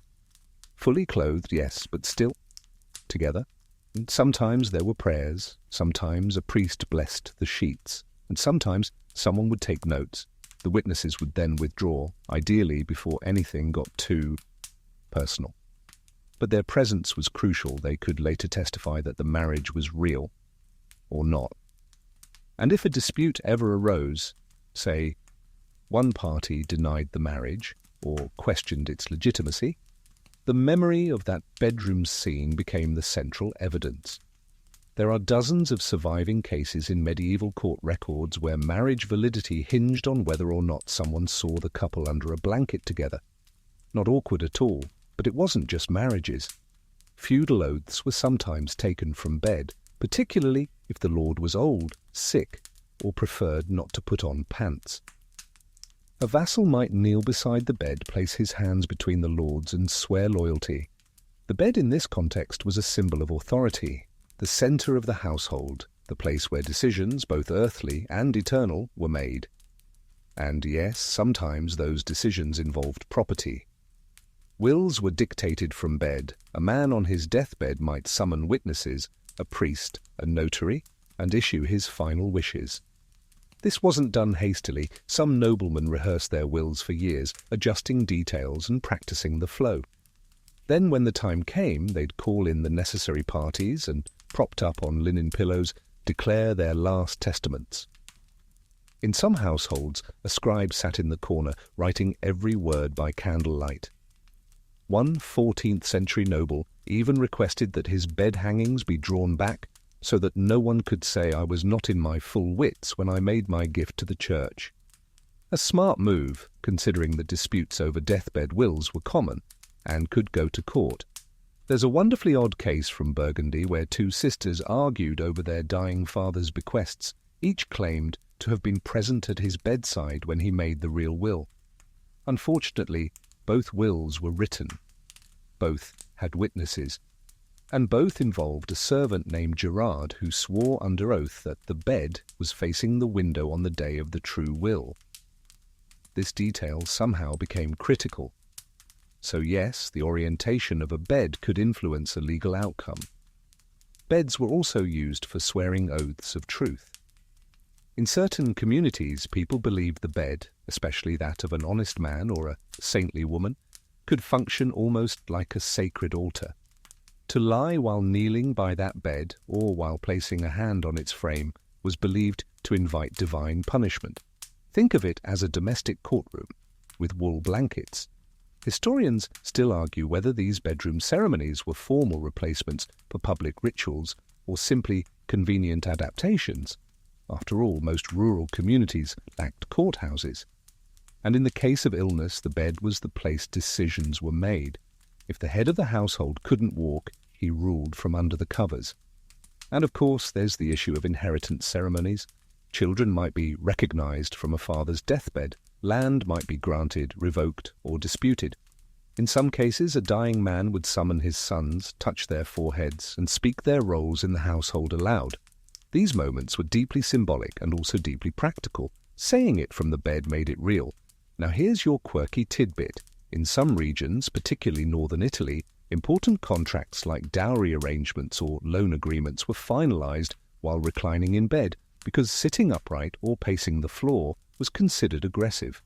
Lying in bed made everyone seem more relaxed, more honest, and less likely to murder each other with ink-stained quills. Even blessings came from the bed. Mothers, elders, even abbots would bless children or disciples from their resting place, reaching out with one hand and speaking soft Latin verses into the hush of the room. It was intimate, personal, and profoundly human.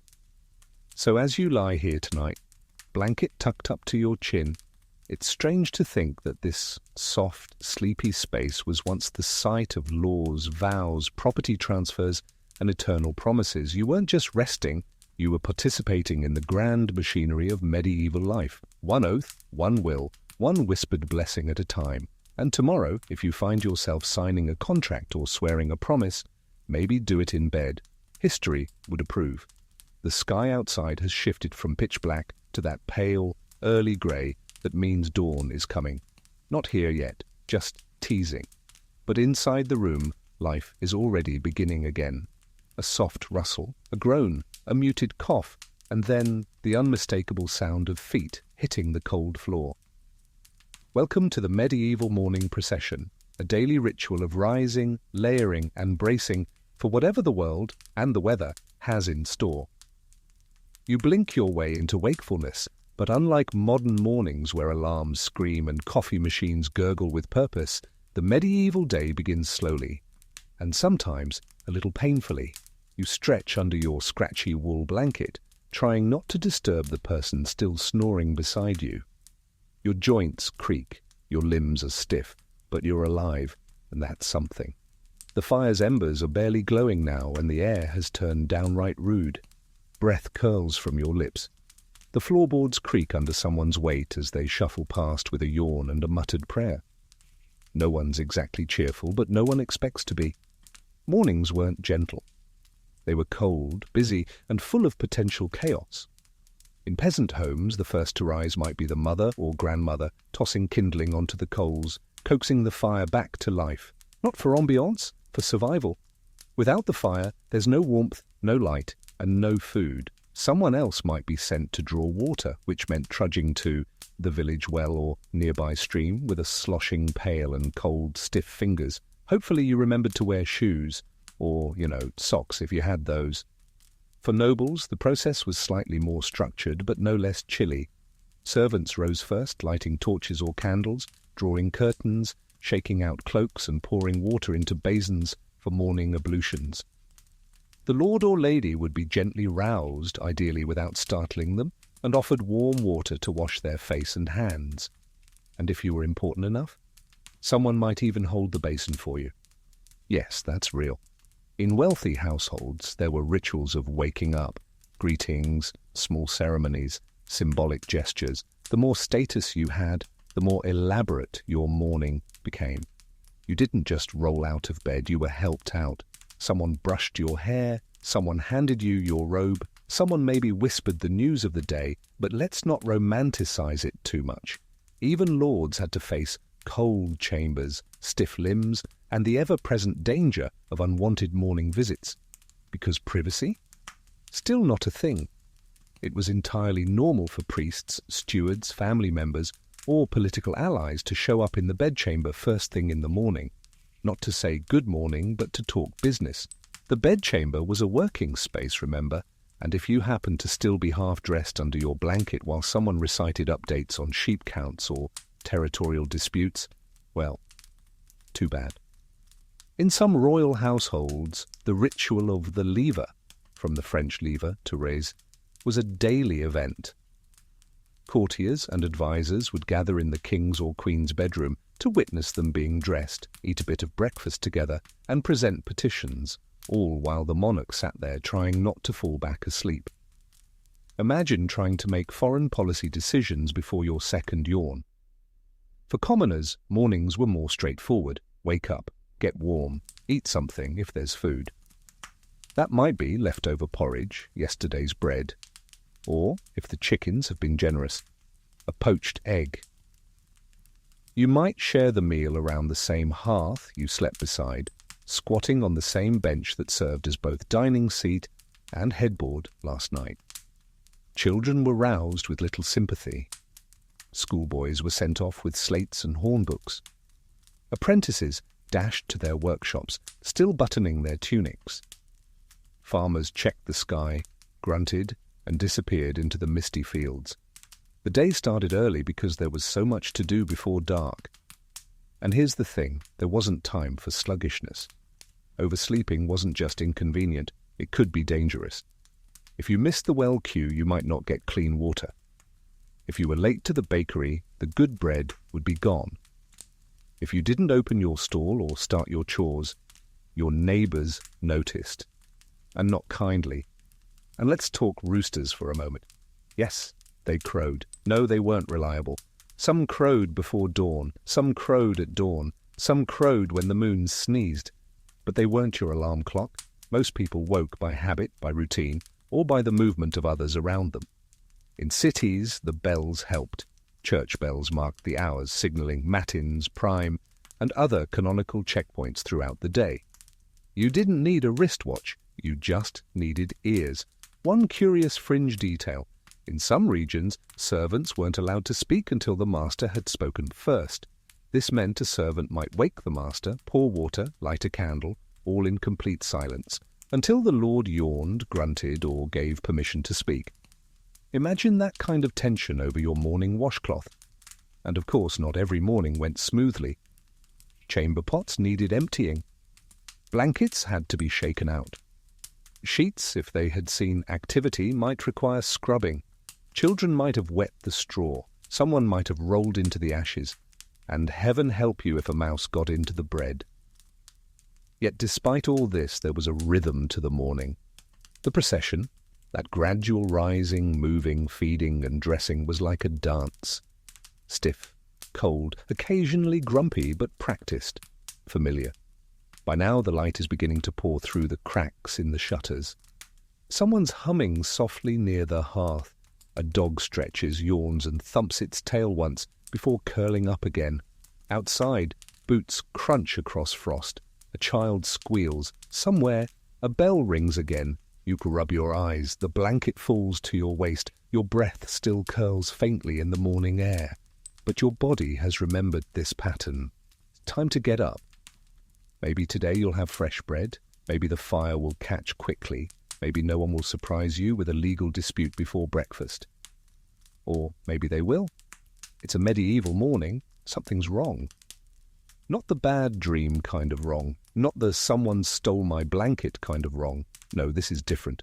The air is too still, the whispering too quiet, and everyone's attention, you slowly realize, is focused on the bed across the room.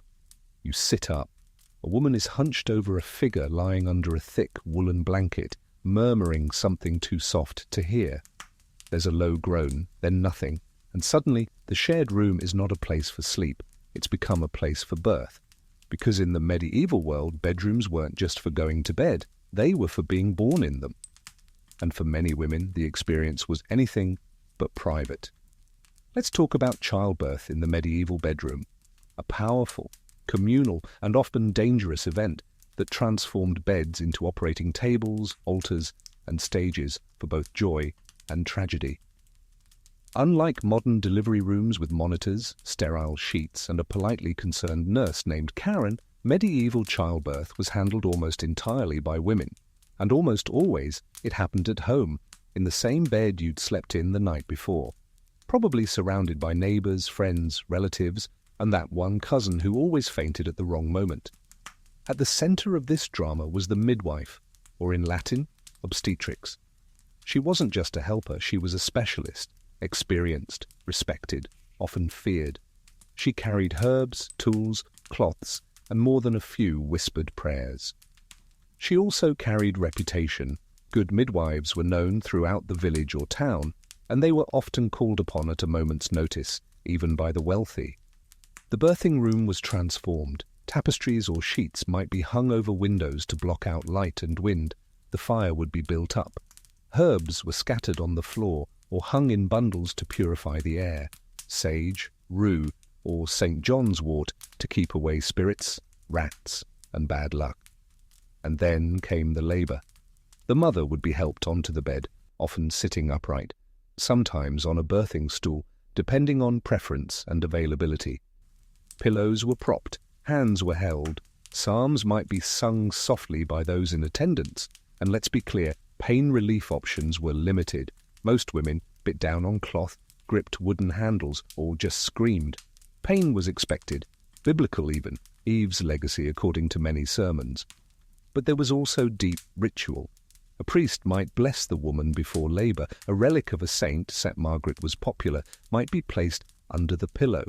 Some even wrapped small crosses in cloth and tied them to the mother's wrist. And there were superstitions galore. No knots in the room, lest they tie the baby in the womb, no closed windows and no crossing arms while sitting. Some believed a woman's belt could be imbued with holy words and used to help untie the labor if it stalled. Others swore by placing warm bread on the belly. Yes, bread. Warm carbs were the medieval heating pad. Historians still argue how much of this was rooted in medical theory versus folk tradition. But the line between doctor and healer, priest and midwife, was always blurry. And in the moment, all that mattered was getting the baby out, alive. Now a curious thing, men were rarely present. Husbands were expected to stay out of the room, sometimes even out of the house, unless something went terribly wrong. It wasn't a matter of squeamishness, though that was part of it. It was about roles. Childbirth was women's work, a sacred, gritty, sisterhood of the travelling bed sheets kind of event, but not without its risks. Many women died in childbirth, many. Infection, hemorrhage, obstructed labour, all common and all deadly, which is why the bed became, paradoxically, a place for both birth and death. It wasn't unusual for a woman to receive last rites during labour, just in case. If the child was born alive but weak or premature, the midwife might baptize it immediately, sometimes with water kept in the room for just that reason.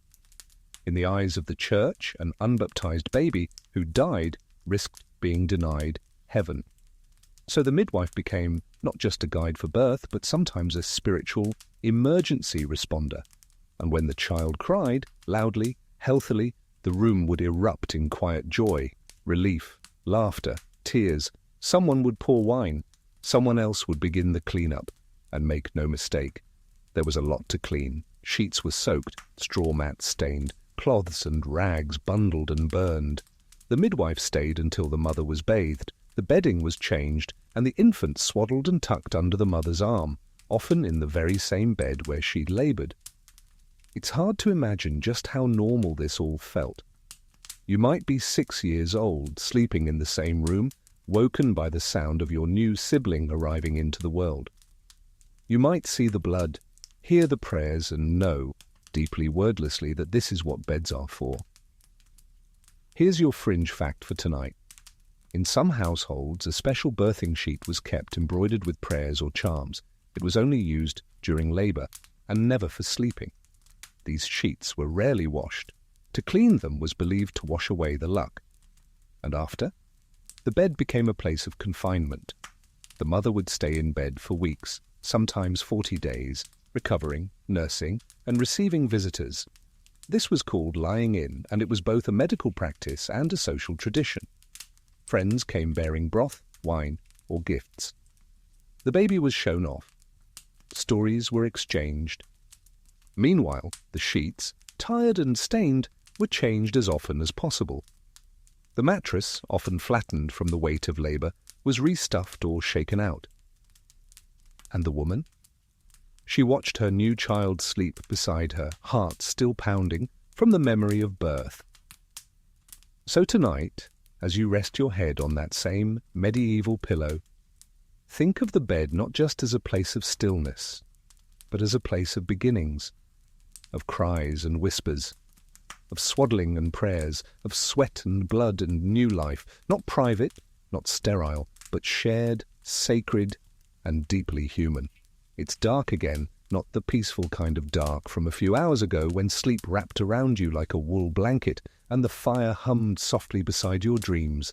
No, this is a heavier dark, the kind that settles in the chest, that thickens the air, the kind of dark that follows when a bed is no longer a cradle for life, but a stage for its quiet end.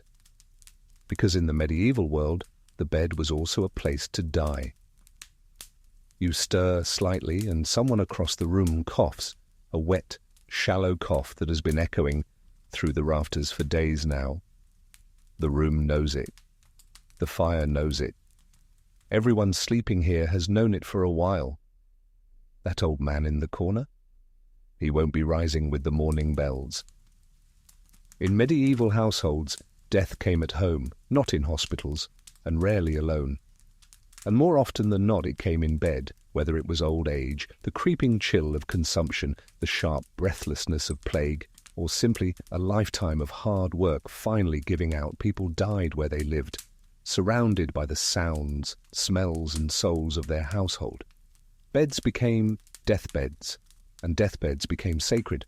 There was a particular way of preparing for this. If someone was sick, especially if they were elderly or had taken to bed, in the old sense of not rising anymore, the household would begin its quiet shift.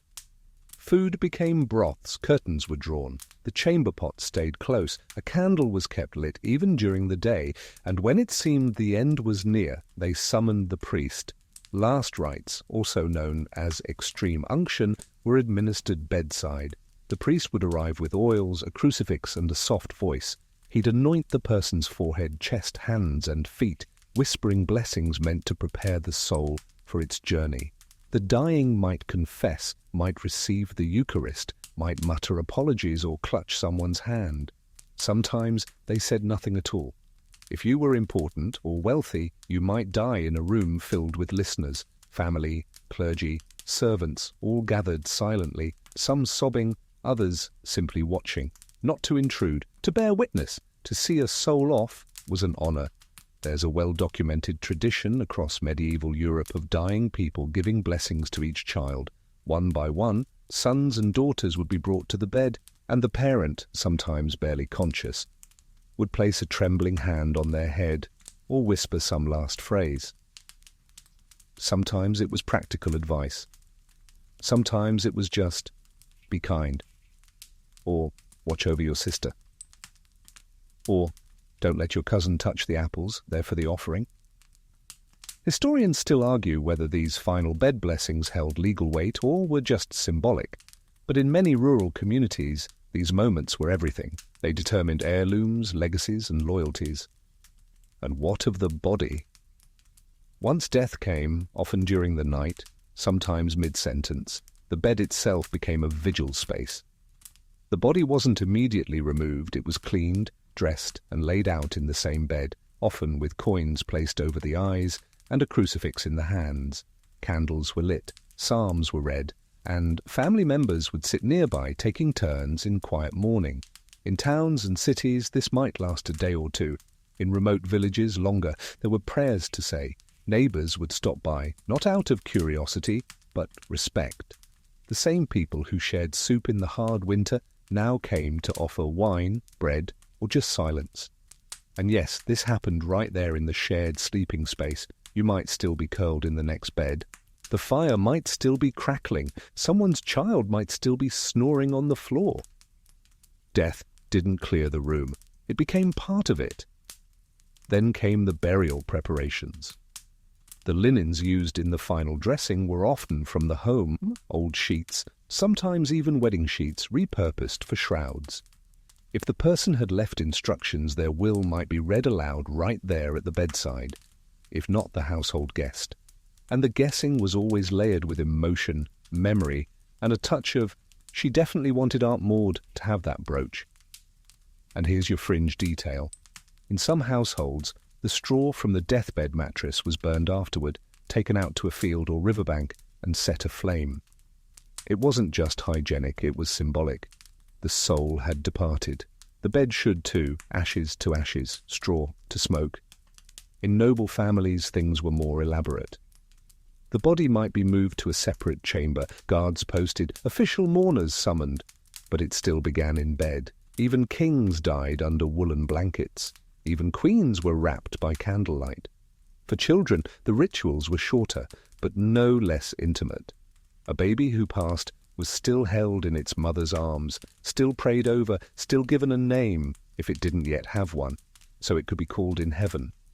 And when plague came, death moved faster, more chaotic. The bedroom still mattered, but less as a place of ceremony and more as a place of necessity. Bodies might be wrapped and removed by morning. Some homes locked their doors behind them forever. But in ordinary times, death remained a household event, not hidden, not sterile, shared. You lie back now, eyes open in the darkness, and feel the weight of history in the quiet around you. Somewhere in this room, someone once took their final breath. Somewhere, someone else was born, another was married, another gave away land with a sigh. The bed, in the Middle Ages, was never just for sleeping. It was the centre of life, and sometimes its closing chapter. The fire has been stoked, the shutters cracked open just enough to let in the grey of dawn, and the servants have already begun their slow, deliberate movements, brushing ashes, folding blankets, refilling pitchers. But in this particular chamber, the bed remains occupied by someone who is very much awake and not in a hurry to leave it, because this isn't just any bed, this is the bed of a monarch. And unlike everything you've just heard about crowded beds, lice combs, and strangers snoring 2 inches from your nose, the royal bedroom was something else entirely. You might imagine that royalty had it easy. Feather beds, privacy, a line of servants waiting with fresh towels and gossip. And yes, some of that is true, but here's the twist. While kings and queens may have had more comfort, they had far less solitude. In fact, the royal bedroom was one of the busiest rooms in the palace. From dawn until late into the night, people came and went. Servants, courtiers, guards, ambassadors, siblings, priests, mistresses, wet nurses, doctors, spies, jesters, and the occasional, very confused cook. It was not a place to retreat from the world. It was where the world came to you. Let's begin with the ceremony of waking, or lever, as it was known in French courts. This was not a private stretch and yawn affair. It was a staged ritual. As early as the 14th century, kings and queens were publicly awoken, dressed, and even semi-washed in the presence of others. Courtiers would be granted the privilege of entering in stages, first the most trusted, then gradually the rest. Each role had rules. The first valet of the chamber might help the king into his robe. A cupbearer would offer watered wine. A A bishop might whisper a prayer, a secretary would present documents, a steward would recite the day's schedule. All while the king sat bleary-eyed in bed. You're not royalty, but if you were, you'd probably be propped up on pillows, dressed in a velvet nightgown, your hair artfully tousled by a chambermaid with a very soft brush. You'd be surrounded by layers of bed hangings embroidered with gold thread, and possibly scenes from the Bible, because even in your groggiest state, you should look like you're thinking of salvation. And remember, the bed wasn't just for sleeping, it was a literal stage. In some palaces, the monarch's bed was elevated on a platform. In others, it was placed in the centre of the room, surrounded by carpets and ornate screens.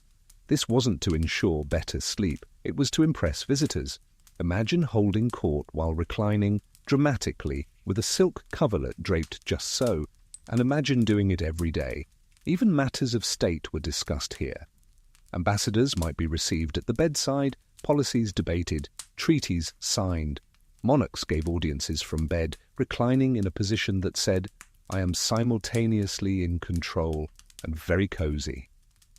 Historians still argue about how much of this was political theatre versus necessity. Some kings were genuinely ill and ruled from bed out of weakness. Others adopted the practice as a symbol of divine ease, a message that their power was so absolute they didn't even need to stand up to wield it. And what of the Queen's bedchamber? Queens had separate sleeping quarters in many courts, usually just down the hall or through an antechamber, but hers, too, was far from private. Lady attendants were almost always present. Maids slept nearby. Wet nurses came and went, and when she gave birth, the room was transformed into a birthing chamber, complete with midwives, spiritual advisers, and noble ladies there to observe, and sometimes gossip. A French queen's bed was so large it could reportedly accommodate 4 adult women lying side by side. It was common for noble guests to be invited to rest there briefly, not to sleep, but as a mark of intimacy and favour. I reclined on the Queen's bed wasn't scandalous, it was political currency. Here's your fringe fact for the night. Some royal beds were moved with the monarch, especially on military campaigns. Huge wagons carried the dismantled frames, mattresses, and even hangings. Why? Because a king's authority, and sometimes his security, depended on the continuity of the royal bed. If he died in a borrowed bed, that wasn't ideal. If he received homage in someone else's bed, even worse. And then there's the court gossip. Beds were where alliances were whispered, where lords and ladies conducted illicit romances behind drawn curtains, and where an innocent servant could accidentally witness enough scandal to lose their job or their head. Rumours spread like lice in noble bedding, fast, uncomfortable, and impossible to eradicate. Some courts had official bedchamber staff not just for service, but for surveillance. Spying was routine, secrets were overheard, relationships were monitored, and yes, sometimes love letters were hidden in the mattress seams. That old cliché? Entirely accurate. And despite all this, despite the comfort, the ritual, the elegance, there was a trade-off, there was no escape. A royal could not storm off and slam a door, could not lie face down in bed and hide. The bed was a workplace, a stage, a surveillance site, a political theatre wrapped in velvet and guarded by men with halberds. So tonight, as you lie in your humble shared bed, straw poking your back, someone snoring to your left, you might be tempted to envy the king or queen in their silken splendour.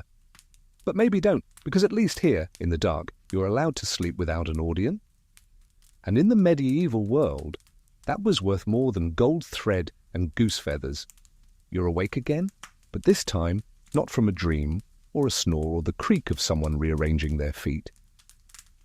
No, this time it's the cold, that kind of sharp, gnawing cold that sneaks in through the walls, bites at your ears and laughs at your blanket's feeble attempts to stop it, because tonight you're not in a bustling town or a cosy cottage, you're in a castle, and if you thought that meant luxury, comfort, and roaring fireplaces in every room, oh dear, you've clearly never tried to sleep in one. Let's clear this up now. Medieval castles were terrible places to get a good night's sleep.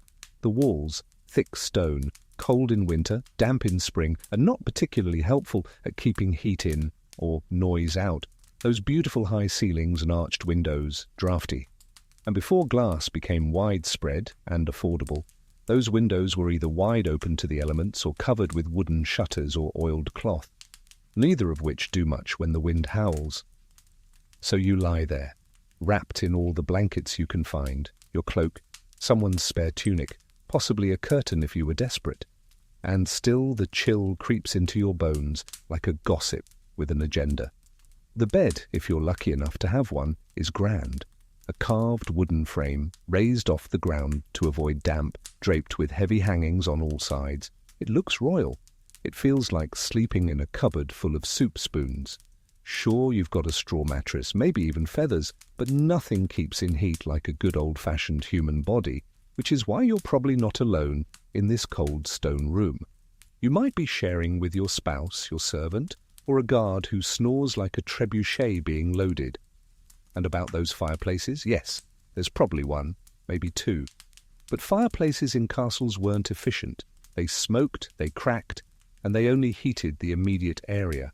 Step 10 feet away, and it's back to hypothermic reality. So if you needed to go to the guard-robe in the middle of the night, that meant crossing a freezing stone floor down a hallway that sounded like it was haunted even if it wasn't, to relieve yourself over a chute that echoed like a cave, truly magical. And then there's the noise. Castles were full of people, cooks, servants, squires, guards, visiting nobles, musicians, stable hands, sometimes a falconer, and they didn't exactly tiptoe. Someone's always up. Someone's always polishing a sword or arguing over grain or dropping something heavy right above your chamber. And then there are the animals. Oh yes, many castles had animals indoors, dogs certainly, but also cats, pigeons, and sometimes even a rooster or two. They had jobs to do, catch mice, wake people up, be cute and vaguely threatening, but they also made noise, a lot of it, in the middle of the night. And speaking of vague threats, security. Castles were fortresses, yes, but that didn't mean the people inside slept easy. When tensions rose, guards doubled up, doors were bolted. Someone was always stationed outside the Lord's chamber, which meant a man in armor shuffling around at 3 a.m., clinking like a walking pantry. Historians still debate how common it was for castles to maintain full-time night watches inside the keep. But in dangerous times, entire households slept lightly, sometimes fully clothed, with swords nearby, ready to flee to the tower or hide behind a tapestry or, if absolutely necessary, pretend to be a footstool. And for guests, castles weren't much better. Visitors might be crammed into side chambers, upper galleries, or great halls. You might be given a bed, you might be given a bench, you might be told, "There's straw in the pantry, mind the hounds." It wasn't an insult, it was just all there was. Even royalty got the short end sometimes. There's a letter from a 15th century noble complaining that her chambers in a Scottish castle were so cold she wept icicles into her broth. That might be hyperbole. Then again, maybe not. Here's a fun fringe fact. Some castle beds were built into the wall, small alcove-like structures with doors or panels that could be closed. Cozy? Yes. Claustrophobic? Also yes. These were especially common in colder regions where insulation mattered more than floor space. Think of it as a wooden sleeping coffin you voluntarily climbed into. But even with the cold, even with the echoing halls and haunted-sounding owls, sleeping in a castle did come with a certain charm. You were protected. Thick walls kept out raiders, wild beasts, and nosy neighbours. You might fall asleep to the soft murmurs of guards on watch, the scent of beeswax candles, the soft rustling of a tapestry above your head, and sometimes, if the wind was just right, and the fire still glowing, and the dogs settled at your feet, you felt like royalty. Not because of silk sheets or velvet pillows, but because you were in a place that hummed with history, even then. Because even uncomfortable beds feel different in stone rooms, where knights once whispered, where queens once gave birth, where kings once dreamed of battles and treaties and dinners that didn't involve pottage. So you roll over, nose cold, knees aching, listening to the wind scrape across the crenellations. Someone above you shifts in bed. Somewhere below, A guard coughs, and somehow, despite the discomfort, despite the thin blanket and the persistent owl, you fall asleep again, wrapped in stone, guarded by silence, and dreaming the dreams of people who never quite stopped listening for footsteps in the hall. The tavern was loud when you arrived, and it's somehow louder now that you're trying to sleep. The floor creaks, someone sneezes violently near the hearth. A dog growls, then settles with a thump. You shift on the lumpy straw mattress, trying to find a position that doesn't press a wooden knot into your back. No luck, because tonight you're sleeping at an inn. And in the Middle Ages that meant one thing. You were about to have one of the worst nights of your life. Let's set the scene. You've travelled a long way, on foot or on horseback, through muddy roads, possibly soaked by rain, possibly chased by a very determined goose. You arrive at the village inn, tired, hungry, and ready to collapse. The sign above the door has a faded painting of a lion that looks suspiciously like a goat. But you're not here for art, you're here for shelter. And shelter you get, kind of. The innkeeper greets you with one eye squinting in suspicion. Do you have coin? No coin, no straw. And even with coin, you don't get a room, you get a space, a spot on the floor, a corner of a bench. Maybe, if you're lucky, a slice of an actual bed, which you'll be sharing with a man who smells like salted fish and has already claimed the good side. This is standard. Most inns didn't have private rooms unless you were extremely rich, extremely lucky, or both. What they did have were common rooms where travellers were packed in like goats, some on benches, some on pallets, some under the table, some curled beside the hearth like human logs. And the beds? Oh dear. Inn beds were often just wooden frames with straw mattresses, flat, lumpy, shared. If the inn was prosperous, the bed might have ropes strung across the frame to hold the mattress up, but more likely it sagged in the middle like a hammock that's given up on life. Blankets were thick and unwashed. Pillows, if they existed, were stuffed with straw or rags. The sheets? Let's not talk about the sheets, just don't look at them too closely. And you weren't alone. Beds were communal. You might be assigned a bed with 2 or 3 strangers. Or if the inn was especially full, you might find yourself sandwiched between a peddler, a knight's squire, and a weaver with a head cold. You'd be warm. You'd also be inhaling a stunning blend of human smells. There are countless complaints in medieval letters and travelogues about the horrors of inn sleeping, chronic snoring, teeth grinding, sleep-talking. One monk wrote bitterly about sharing a bed with a man who dreamed he was jousting and struck me in the ribs with his elbow, most unholy. Another traveller lamented waking up to discover his neighbour had the breath of a cursed onion. And then there were the insects, fleas, bedbugs, lice, mites. Inn beds were crawling with them. They came with the territory and stayed for breakfast. Innkeepers rarely changed the straw mattresses unless they were literally on fire. So most travellers knew to bring their own linens, a sleeping sheet, a travel blanket, a lice comb, maybe even a small cushion if you had space on your mule. Some went further, carrying portable bedding, a rolled-up bundle that could be unfurled in any corner, like a very disappointing medieval sleeping bag. It didn't guarantee comfort, but it put one layer of defence between you and the bedbugs. And don't expect quiet. Taverns stayed busy late into the night. Drinking, dice games, arguing, laughing, bad lute playing. Even if you found a decent spot by the hearth, someone was likely to step on you looking for the chamber pot, or mistake your foot for a stool, or trip and land full weight across your chest, which, according to at least 2 known court cases, did happen. Historians still debate whether inns had set rules about sleeping arrangements, or if it was all informal negotiation. Some had fixed prices per bed space, others let you barter for floor rights, and a few charged extra for quiet quarters, which usually meant a hayloft that smelled faintly of donkey. Here's your fringe detail. In some inns, the best place to sleep wasn't a bed at all. It was the warming bench by the kitchen, a long, flat wooden platform over the oven or fire where cooks would rest. If you were friendly with the cook, or tipped well, you might be allowed to sleep there. Warm, elevated, and usually pest-free. It was the medieval five-star suite. But most nights, you made do. Tonight, you're on a shared mattress near the fire, curled on your side to avoid the splinter in the plank. The man beside you mumbles something about turnips. Someone is loudly playing a reed flute 2 rooms away. The dog near your head is snoring, the candle is sputtering.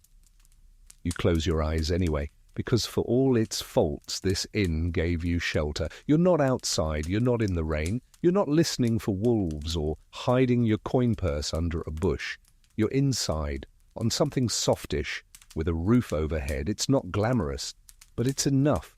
You wake up with a crick in your neck, one sock missing, and someone else's elbow wedged into your spine. The inn has quieted, the fire is a sleepy pile of embers, and your mouth tastes like you dreamt of sheep dipped in vinegar. You sit up slowly, blinking at the low morning light, and realize something. You've survived another night. But what happens next? Because in the medieval world, mornings weren't slow stretches and almond milk lattes. They were practical, physical, and, if you were lucky, involved at least one functioning shoe. So let's talk about the daily rituals of waking up and getting out of bed in the Middle Ages. Spoiler, they did not include pressing the snooze button. First things first, the moment you stirred, someone noticed. Whether you were in a crowded peasant household, a cramped inn, a draughty castle, or even a monastery, there was always someone else in earshot. Privacy, please. If you so much as sniffled in your sleep, the person beside you probably commented on it over breakfast. So you'd sit up, rub your face, and start the process of becoming day presentable, which honestly didn't take that long. People didn't change into pajamas at night. Most slept in a linen shift or undertunic, which doubled as their base layer for the day, so the real morning ritual was more about layering up, tying things in place, and, if you were lucky enough to afford it, combing out your hair with a wooden or bone comb.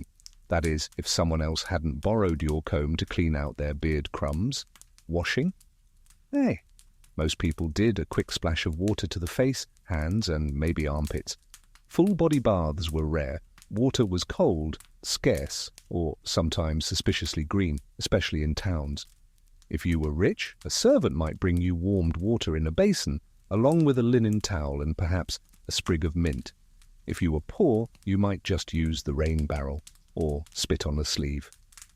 No judgment.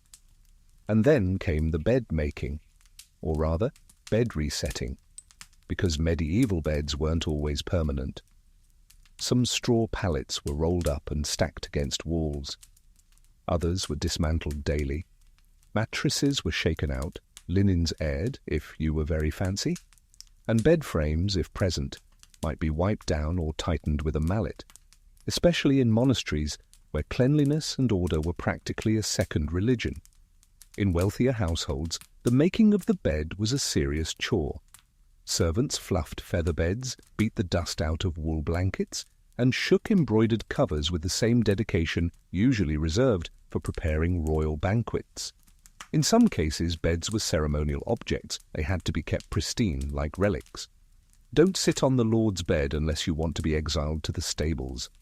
And while all this was going on, life outside the bed was already roaring forward. Cocks crowed, carts rattled over cobblestones, markets opened, bread ovens smoked. In towns, the church bells rang out matins or lauds, depending on the hour. And in monasteries, well, you'd already have been up for hours, chanting in the dark, wondering if heaven allowed naps. Here's your mainstream fact. Many medieval people woke with the sun, not because it was romantic, but because it was practical. There were no alarm clocks, and daylight was precious. Farmers, smiths, shepherds, all had work to do the moment light crept across their walls. That meant up and moving as soon as possible. But not everyone rose at dawn. Night watchmen, guards, bakers, they were often still working or winding down when others got up. And students? They might sleep in if their masters allowed it. Universities had varied schedules, some starting lectures before sunrise, others preferring a mid-morning gathering of cold, confused scholars scribbling on wax tablets. Historians still argue about just how segmented the medieval night was. There's strong evidence that many people didn't sleep in one long chunk, but rather in two shifts, first sleep and second sleep, separated by a period of wakefulness. People might rise in the middle of the night to pray, visit neighbors, stoke the fire, or simply stare at the rafters and contemplate mortality. So your morning might not begin at sunrise. It might begin at the tail end of your second sleep, when the fire's gone low and the world is just starting to hum. When the birds stir, when the cows grumble, when someone in the room yawns loud enough to wake a saint. And now your quirky tidbit. In some regions it was customary to say a short blessing over your bed before leaving it, thanking it for warmth, rest, and survival. This wasn't just superstition. Beds were precious. Many people had only one. If your straw was dry, your lice count manageable, and your dreams uneventful, that counted as a miracle worth noting. As you finally step away from your pallet or mattress, barefoot and blinking, you look around and see the quiet chaos of others rising, stretching, yawning, pulling on boots, rubbing their eyes, whispering to themselves. Someone lights a candle. Someone coughs. A child whimpers. The air is sharp with breath and damp wool, and slowly the room becomes a mourning room again. The bed you slept in, however humble, however drafty, however crowded, did its job. It carried you through the dark, and now it waits for night to fall again. The day has begun in earnest now, smoke curling from chimneys, boots clattering over cobbles, a pig screaming somewhere in the distance, as pigs tend to do. But let's back up for a moment, because before all the noise, before the bread and the boots and the bell towers, there's something even more foundational to medieval life. Who exactly got to sleep where? Tonight you're back in a modest village household, huddled beneath the thatched roof of a timber-framed home. The fire has gone out, but the bed you're lying in tells a quite complicated story, a story about status, gender, and who owned what slice of the blanket. Because in the medieval world, who you slept with and where wasn't just about comfort. It was about your place in society, your job, your sex, your marital status, even your moral character. Let's start with the basics. In a simple peasant home, the sleeping arrangements were utilitarian. Everyone in the house needed warmth, and beds were scarce.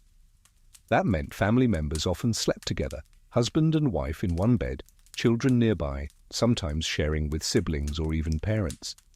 Babies might sleep in small cradles near the fire or be tucked into the main bed, snug between adults. This was normal, expected, and rarely seen as improper. Beds weren't private spaces, they were communal resources. In many cases, there wasn't even a dedicated bedroom. The entire household slept in the same room where meals were cooked, tools were stored, and chickens occasionally strutted through on mysterious poultry errands. But what about servants? Servants were often folded into the domestic sleeping economy like old linens. A maid might sleep on a trundle bed at the foot of her mistress's bed. A stable hand might roll up in the hayloft. A page might sleep near the hearth in the great hall. Wherever there was warmth and floor space, a servant could rest. This also meant, however, that servants witnessed everything: births, deaths, arguments, reconciliations, everything that happened in and around the bed, which sometimes led to awkwardness and sometimes to scandal. Historians still argue about how often servants were involved in the private affairs of their masters, but diaries, letters, and court records all suggest it happened regularly, and not always consensually. Power dynamics were complex, and the bed was often a stage for both intimacy and exploitation. And then there's gender. Where and with whom you slept was heavily influenced by whether you were male or female. Young unmarried men might share a loft, a bench, or a communal mattress in a workshop or dormitory-style space. They might bunk with apprentices, journeymen, or fellow labourers. Women, on the other hand, were more likely to sleep near family or within a gendered space. Daughters slept near mothers, serving maids with each other. In nunneries, beds were spaced apart with curtains, sometimes divided by walls, to encourage modesty. But again, privacy was a rare luxury. Let's talk about married couples. In peasant households, the couple often shared the main bed, sometimes the only bed. In wealthier homes, they might have separate beds but still sleep in the same chamber. In noble houses and palaces, it was common for lords and ladies to sleep apart entirely, each in their own richly appointed room, complete with entourage and a velvet bedspread worth more than a peasant's yearly income. That doesn't mean they didn't visit each other's beds, but those visits were often scheduled, ceremonial, or, if we're being honest, heavily gossiped about. A nobleman seen slipping into the wrong chamber could find himself the subject of a ballad by morning. And what about the church? Ah, yes. Monks and nuns had very specific sleeping arrangements. In monasteries, brothers often slept in communal dormitories, lying in rows on narrow beds or pallets, heads covered, bodies wrapped tight in habits. There were rules: no speaking, no wandering, no sharing of beds, and definitely no tickling. Seriously, that was a rule. Nuns similarly slept in dormitory-style settings, sometimes separated by wooden partitions, but always under the watchful eye of a senior sister or abbess. Sleep was considered a necessary evil, tolerated, not celebrated. Some orders allowed just a few hours per night. Others interrupted sleep for midnight prayers. You didn't snore in a convent unless you wanted to get poked with a candle snuffer. And now, your fringe tidbit. In some legal documents, sleeping arrangements were written into marriage contracts. A husband might promise to provide his wife with half the bed and half the blanket. Literal bed equity. And if he failed to share fairly, that could be used as evidence in disputes. One disgruntled wife in 14th century England reportedly sued her husband for refusing her the warm side. There were also rituals around the bed that reinforced roles. For instance, during wedding ceremonies, the priest might bless the marital bed, sprinkling it with holy water and saying prayers over it, not because the mattress was special, but because the relationship it represented was sacred and very much on display. Because remember, in a world without central heating, soundproofing, or private suites, your sleep was public. People knew who was where, who was with whom, who tossed and turned, who stayed up whispering, who crept quietly out at dawn. So tonight, as you nestle down again, whether in your straw pallet or your carved oak four-poster, remember, that spot you're lying in, that soft, scratchy, noisy little corner, it says a lot more about who you are than you think. You're not in a village tonight, nor a castle, nor curled on a straw pallet beside a grumbling shepherd. No, tonight you're in a place far more peculiar and possibly more perilous to your sleep than all the rest combined. You are in a monastery. And if you thought this meant tranquility, solitude, and perfect silence, well, you're half right, but also very, very wrong. Because sleeping in a medieval monastery wasn't just about resting your body. It was a spiritual practice, a discipline, and occasionally a war against your own snoring. Let's start with where you're sleeping. In most monasteries, Benedictine, Cistercian, Cluniac, you'd be housed in a dormitory, often called a dorter, from the Latin dormitorium. It was a long, cold, communal room, usually on the upper floor above the chapter house or cloister. Rows of simple beds or pallets lined the walls. Some had curtains, some had wooden partitions, many didn't. You and your brothers slept side by side like a row of bundled scrolls. There was no pillow fluffing or cosy candlelight. The dormitory was dim, often unheated and sparsely furnished. Each monk had his assigned place, often marked by rank or seniority, and possessions were minimal: a straw mattress, a woolen blanket, maybe a box for a few personal items, definitely not a teddy bear, probably not even a second blanket. You'd sleep in your robe or habit, sometimes with your hood up, and you'd always be ready to get up fast, because the night was not yours to keep. Monastic life ran on a strict schedule, a daily rhythm of prayer and labor called the horarium, and sleep was carefully rationed, tucked in between the divine office, the 8 canonical hours of prayer. So, just as you've drifted off after a brief bout of self-reflection, a scratchy sheet, and the rhythmic creak of Brother Ambrose shifting in his bed, you hear it. A bell. Matins. Depending on the order and season, that could be anywhere from midnight to 2 a.m.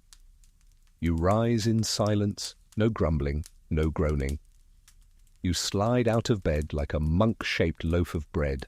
Some monasteries had a staircase leading directly from the daughter to the church or choir. In others, you filed through stone corridors in the dark, a procession of shadows moving toward candlelight. And once there, you prayed, sometimes for an hour or more, chanting psalms, reading scripture, singing slowly in Latin, your voice soft and scratchy with sleep. If you've never tried Gregorian chant at 2 a.m. in a cold, echoing chapel, it's a very particular form of spiritual jet lag. After matins came a brief return to bed, maybe a few more hours of rest, followed by lauds at dawn. And then the real day began, work in the scriptorium, in the fields, in the kitchens, wherever duty called. And yes, it was exhausting, but it was also intentional, because monks believed sleep was a temptation, a gateway to sloth, to dreams, even to sin. The less time you spent in bed, the more time you spent in contemplation. The goal wasn't comfort, the goal was discipline.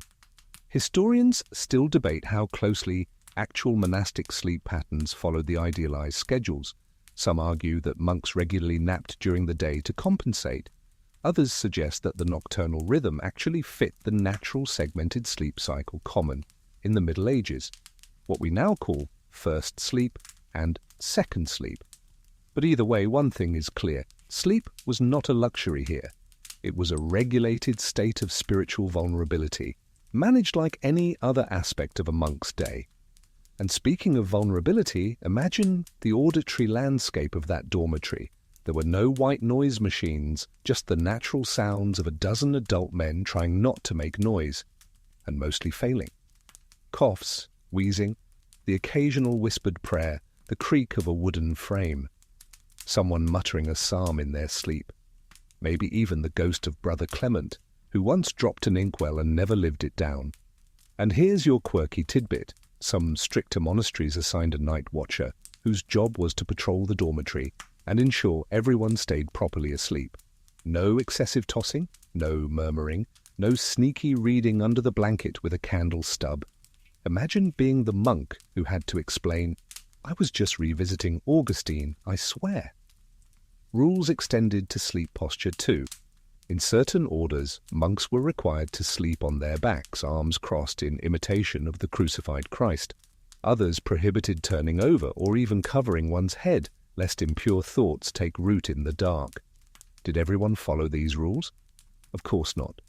One 13th century monk, John of Salisbury, complained that his brethren were devoted more to their slumbers than to their psalms, and that some dozed through matins, standing upright like soft-bellied statues.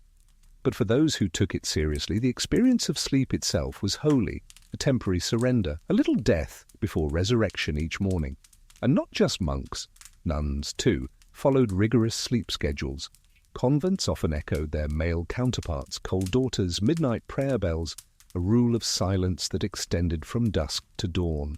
Some even imposed penalties for sleep accidents, like snoring too loudly or oversleeping through matins.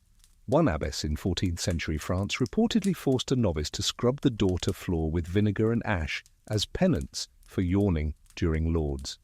Harsh, sure. But then again, she never yawned again. Tonight, as you slip once more under the woolen blanket, the silence stretches long and deep.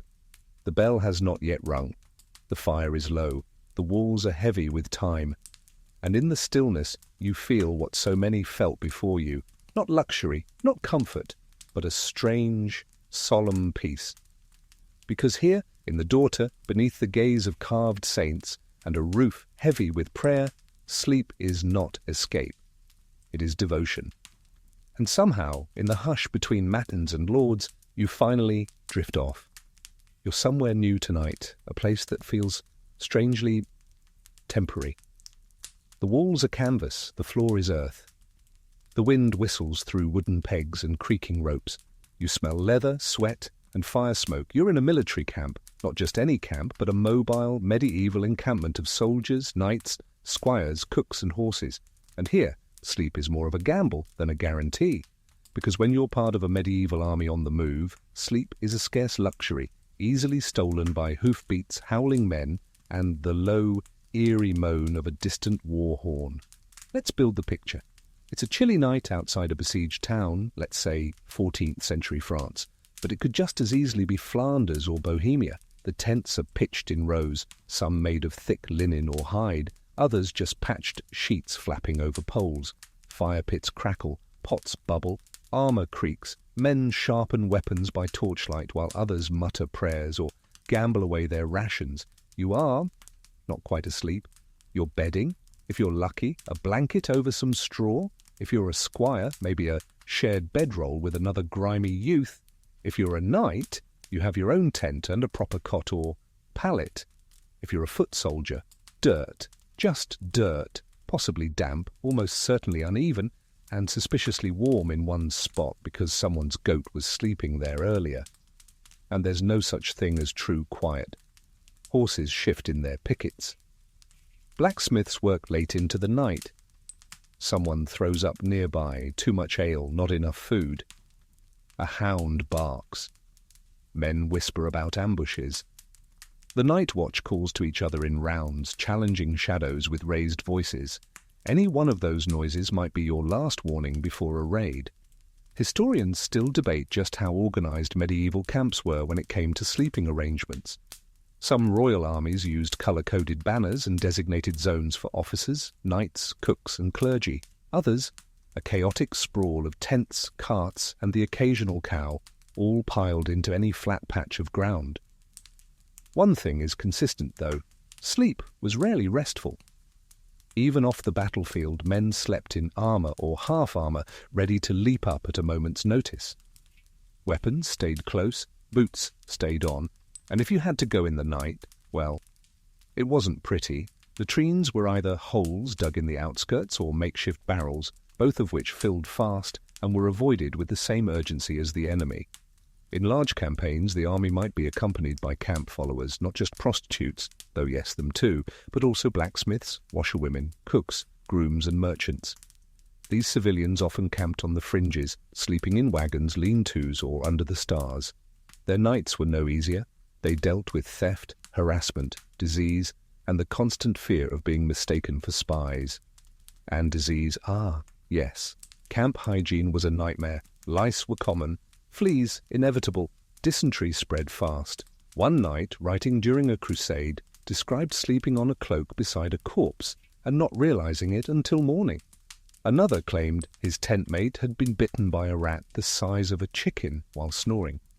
Which brings us to the fringe tidbit of the evening. Some military tents had secret compartments, canvas flaps or hidden side rooms, used to stash armour, valuables, or occasionally mistresses. One particularly paranoid baron even built a double-walled tent, complete with a false entryway to confuse assassins. Smart, maybe. Comfortable? Definitely not. But let's say you somehow manage to drift off. You lie on your side, one arm curled around your scabbard, your cloak pulled over your head to block the smoke and stench. Your breath makes small clouds in the chill. You hear the muffled coughs of the tent beside yours. Someone is snoring, someone is crying, someone is sharpening a blade with the rhythm of a lullaby. You fall asleep knowing you might wake to shouting, fire, or worse. But you also know deep down that everyone else feels the same. There's something oddly equalizing about it.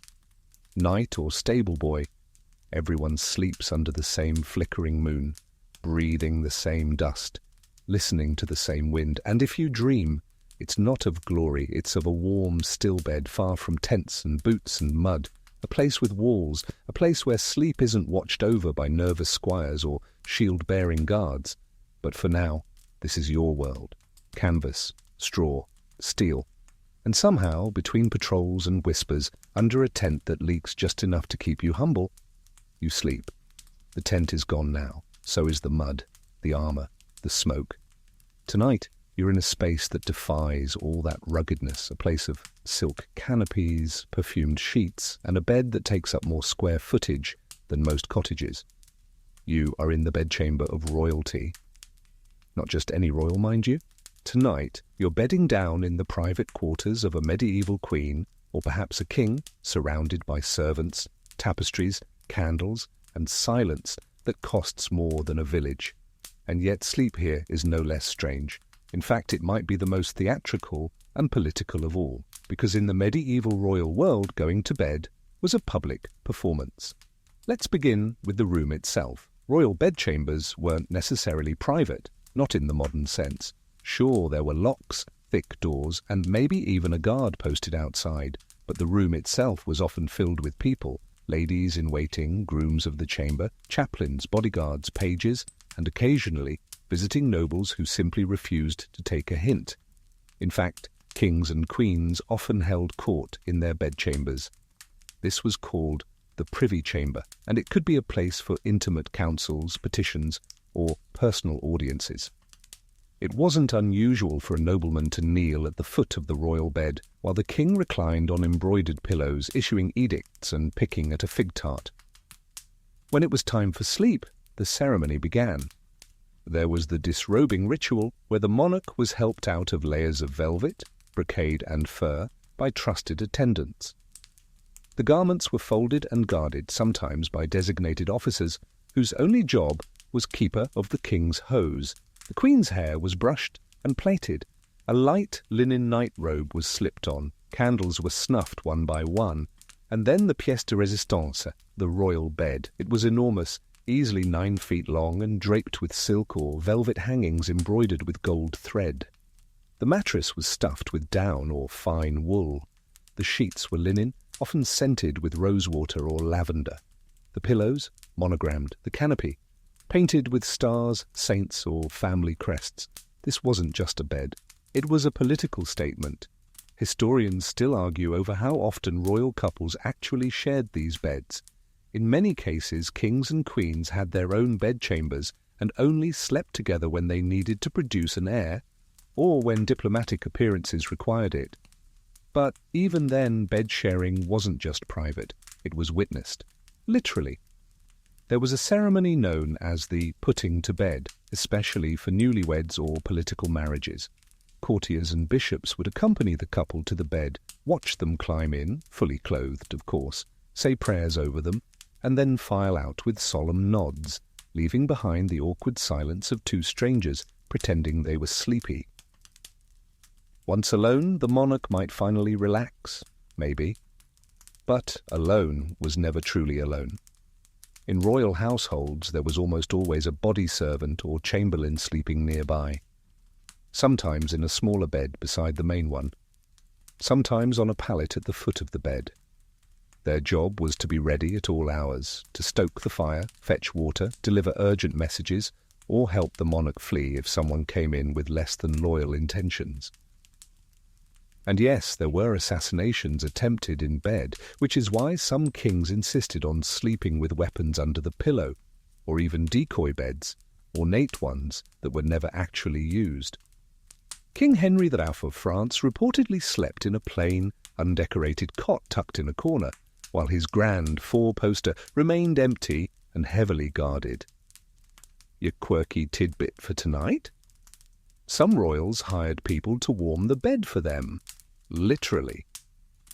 Bed warmers were usually young servants sent to lie in the royal bed in advance, heating it with their body before the monarch arrived. They were later replaced with heated pans full of embers slipped between the sheets.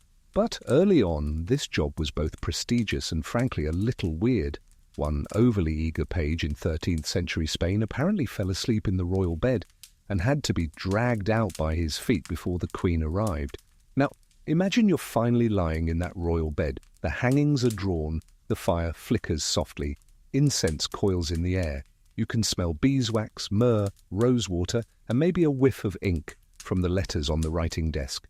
You should feel peaceful, but your mind is racing. You're the monarch. Your sleep is a matter of state. Dreams might be interpreted. Your health is constantly observed. And if you sleep too long, your enemies will say you're lazy, too little, and they'll whisper about madness. Your own body isn't yours. It belongs to the court, the realm, the legacy. Even in sleep you are not free. And yet, in that rare moment, when everyone else is gone, when even your guard's footsteps have faded, you might find it. That tiny sigh of stillness, that breath between thoughts, that place where royal duty fades, and you are just a human being curled under a velvet blanket, watching candlelight wobble on the ceiling. You close your eyes, and even kings must dream. You're not indoors tonight, not in a tent, not in a manor, not even in a creaky, draughty monastery dormitory. Tonight you sleep beneath the open sky under the crooked boughs of an ancient forest, just you, the stars, and the company of creatures that rustle where the firelight fades. Because not everyone in the medieval world had a roof, let alone a bed. There were travellers, pilgrims, vagabonds, bandits, shepherds, woodsmen, all manner of folk who spent their nights in the wild, curled under cloaks or nestled beneath trees, sleeping rough and hoping the wolves were more afraid of them than the other way around. So tonight you lie on the forest floor, and it is not comfortable. Your bed, a mound of pine needles you gathered hastily at dusk. Your blanket, a wool cloak pulled tight to your chin. There's a fire near your feet, small and crackling, its glow flickering off the trunks of twisted oaks. The smoke curls upward, keeping the bugs at bay, mostly. A beetle the size of a thumb thumps into your ear. You grunt and roll over. You're not alone either. Your companion snores softly a few feet away, one hand still resting on the hilt of his knife. His boots are off, steaming slightly. Nearby the mule rustles, breathing clouds into the night air. In the dark, every sound has a sharpness to it. A snapping twig, a distant owl, the sudden shriek of something small and unlucky. And yet, in spite of it all, you might actually fall asleep, because humans have been sleeping outside for thousands of years. Our ancestors curled beneath the same stars. In fact, the enclosed bedroom is a relatively new invention in our long history. For much of the medieval period, especially in rural areas, outdoor sleeping wasn't an emergency, it was just life. Historians still argue about how common vagrancy truly was in the Middle Ages. Laws certainly existed against it. Vagrants, those without a fixed home or employment, were often labelled as dangerous or sinful. Some towns required sleeping passes or nightly lodging declarations to keep track of wanderers. But countless people still moved constantly, labourers seeking harvest work, displaced peasants, outlaws, or simply poor souls with nowhere to go. And there were also pilgrims. By the thousands, people journeyed on foot to holy sites like Santiago de Compostela, Canterbury, or Rome, walking hundreds of miles and sleeping wherever they could. Fields, forests, church porches, inns if they could afford them, haylofts if not. Pilgrims' badges gleamed on cloaks, but their bedding was often a simple sack, a folded blanket, or nothing at all. Many curled beside the road, using stones for pillows and faith as insulation. And yet they believed that suffering brought them closer to the divine. Every sleepless night was a step toward heaven. Tonight, you're one of them. A humble traveller, not quite saintly, not quite outlaw, just someone with sore feet and a long way to go. Your quirky tidbit of the evening. There were medieval guides, actual handwritten manuscripts that offered advice to travellers on where to sleep outside safely. One 15th century text recommended sleeping on the leeward side of a tree to avoid sky wetness, translation morning dew, and warned against lying near water sources lest spirits rise to trouble thy dreams. And yes, some people believed bogs had ghosts, probably fair. But the forest isn't all danger. It has rhythms, patterns, wisdoms. The trees creak and whisper. The fire pops like it's telling you secrets. Your breath settles. Your muscles begin to melt. You shift slightly, pulling your pack closer to your chest. The stars above are astonishing, silver freckles on an ink-black canvas. And maybe for a moment you feel something ancient stirring inside you. A memory your body carries, but your mind never knew. A sense that this is how sleep began, beneath the heavens, without walls, without time, just sky and earth, and a slowly quieting mind. You close your eyes, the forest exhales. Sleep comes like a wolf padding softly into your dreams, uninvited but familiar.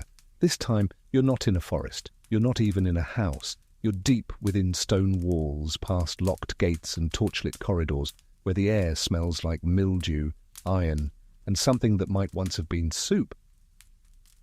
Tonight, you're in a medieval prison, and while no one dreams of sleeping in a dungeon, some didn't have a choice. So tonight, as you settle onto a cold slab or curl into a corner of straw and shadows, you're getting a rare taste of how the forgotten slept, those without freedom, comfort, or even daylight. Let's set the scene. You're in a castle keep, perhaps, or the dank underbelly of a city jail. The room, if we're being generous, is little more than a cell. 4 walls of rough stone, a ceiling so low you can't quite stand up straight, and a narrow slit of light that disappears entirely when the sun goes down. There's no bed here, no mattress, no frame, no blanket, just straw, if you're lucky, and sometimes not even that. Most prisoners slept directly on the ground, dirt, stone, or worse. Moisture seeped through the walls. Rats were frequent bedfellows. In winter, breath froze in the air and toes went numb within minutes. And that smell? A heady cocktail of mold, rot, sweat, and despair. This isn't the kind of place where you drift gently off to sleep. It's the kind where you lie awake, wondering what your sentence will be, or if anyone remembers you're even here. Still, medieval prisons weren't always what we picture, rows of cells with barred doors and uniformed guards. Many were ad hoc, tucked into castle towers, old crypts, or repurposed grain stores. In smaller towns, you might be chained in a basement beneath the Guildhall or even confined to a cage on public display, with townsfolk gawking as you tried to sleep upright. Historians still argue whether most medieval prisons were for punishment or simply holding pens, temporary places to stash people until a trial, a ransom, or an execution. Long-term imprisonment was expensive and impractical, so sleep wasn't something officials cared much about.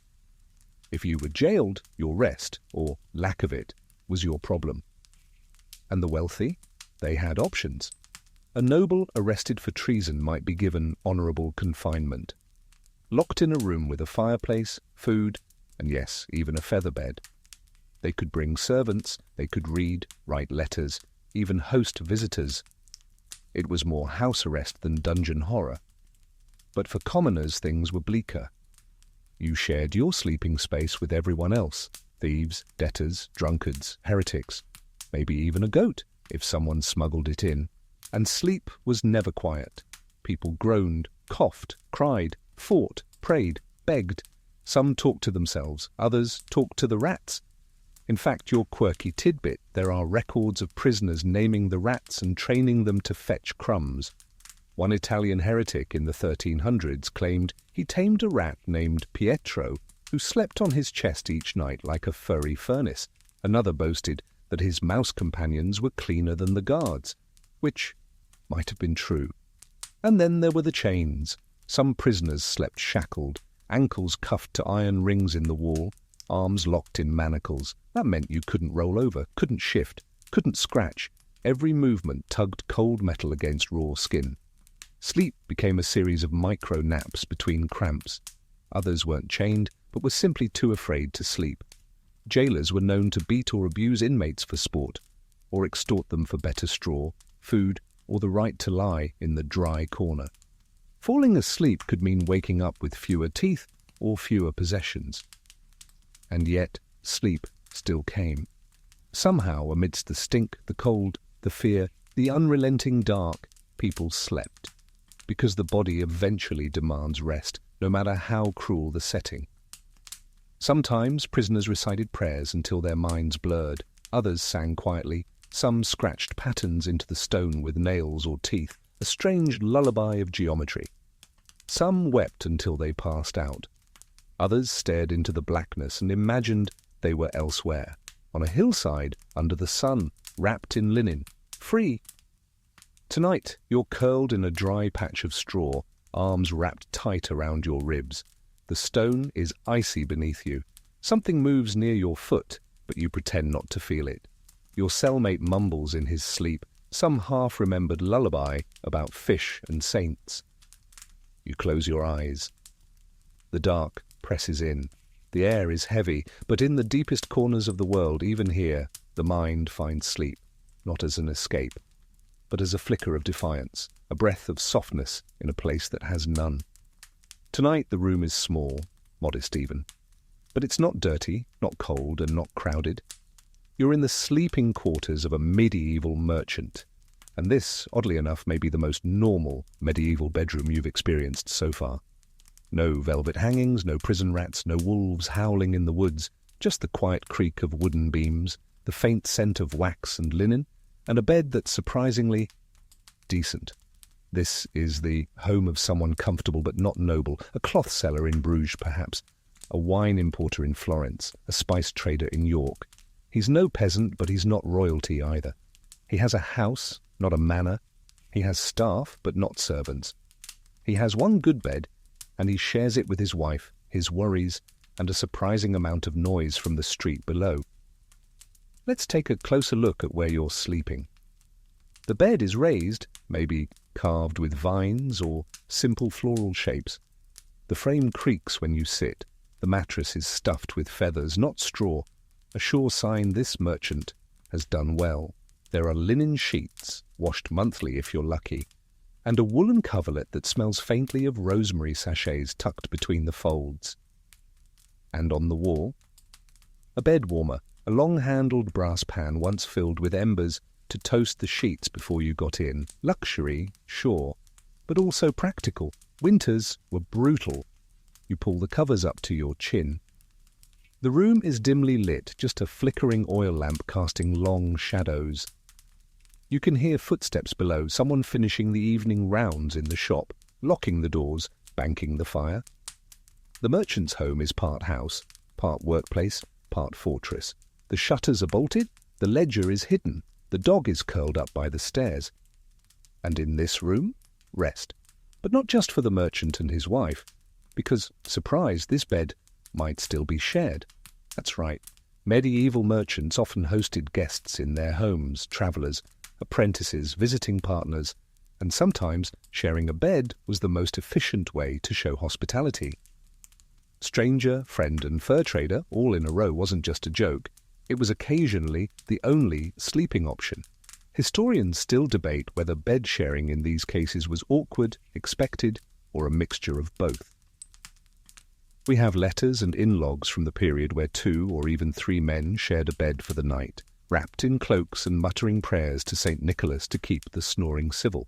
In some regions it was so common that people carried bed-sharing tokens, little markers used to track whose turn it was to sleep near the fire. In this room, though, it's probably just the couple tonight.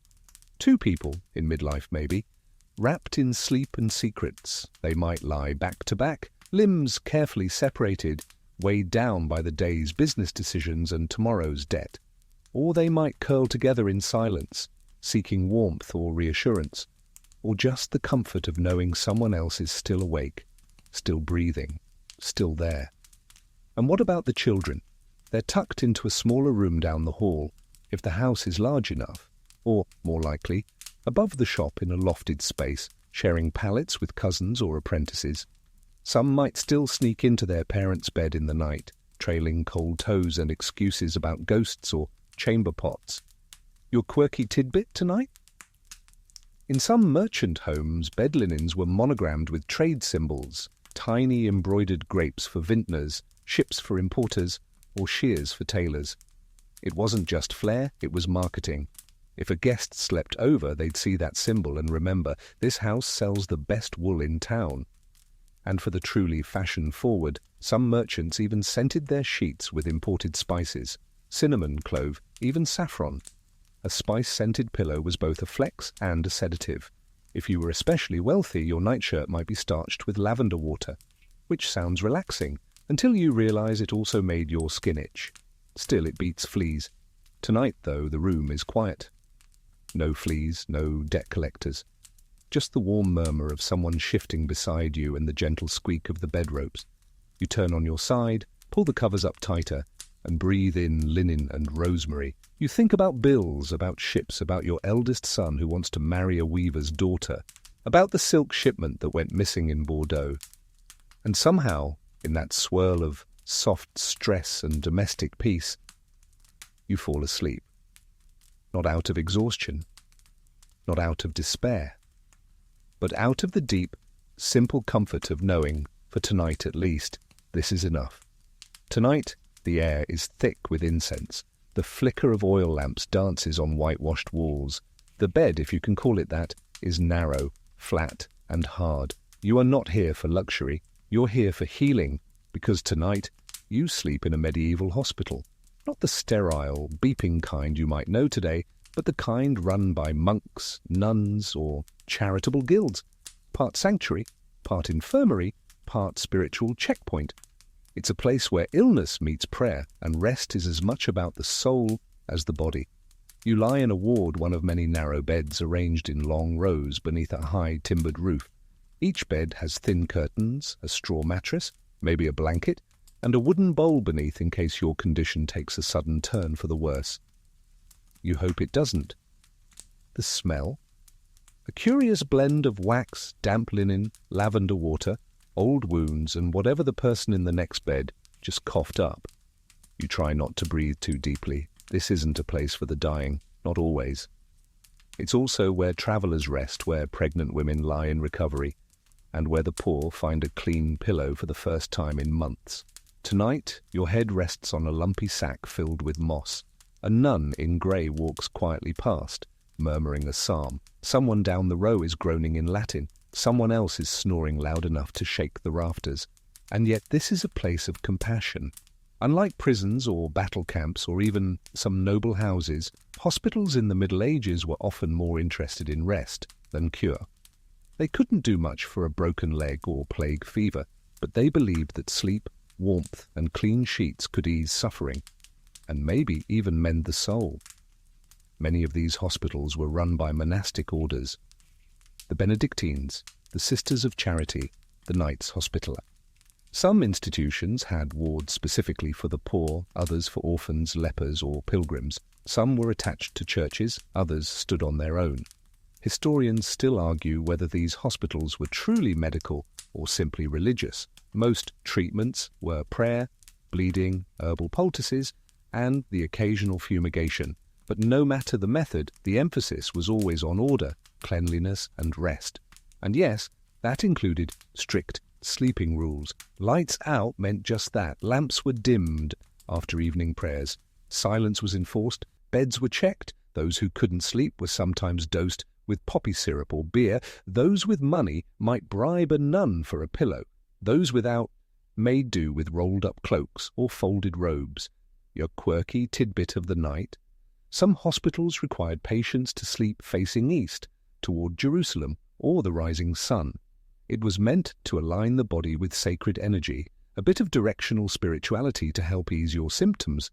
Others burned herbs like sage or rosemary beside the beds to chase out melancholy spirits, which frankly smells better than anything you've encountered in the last few chapters.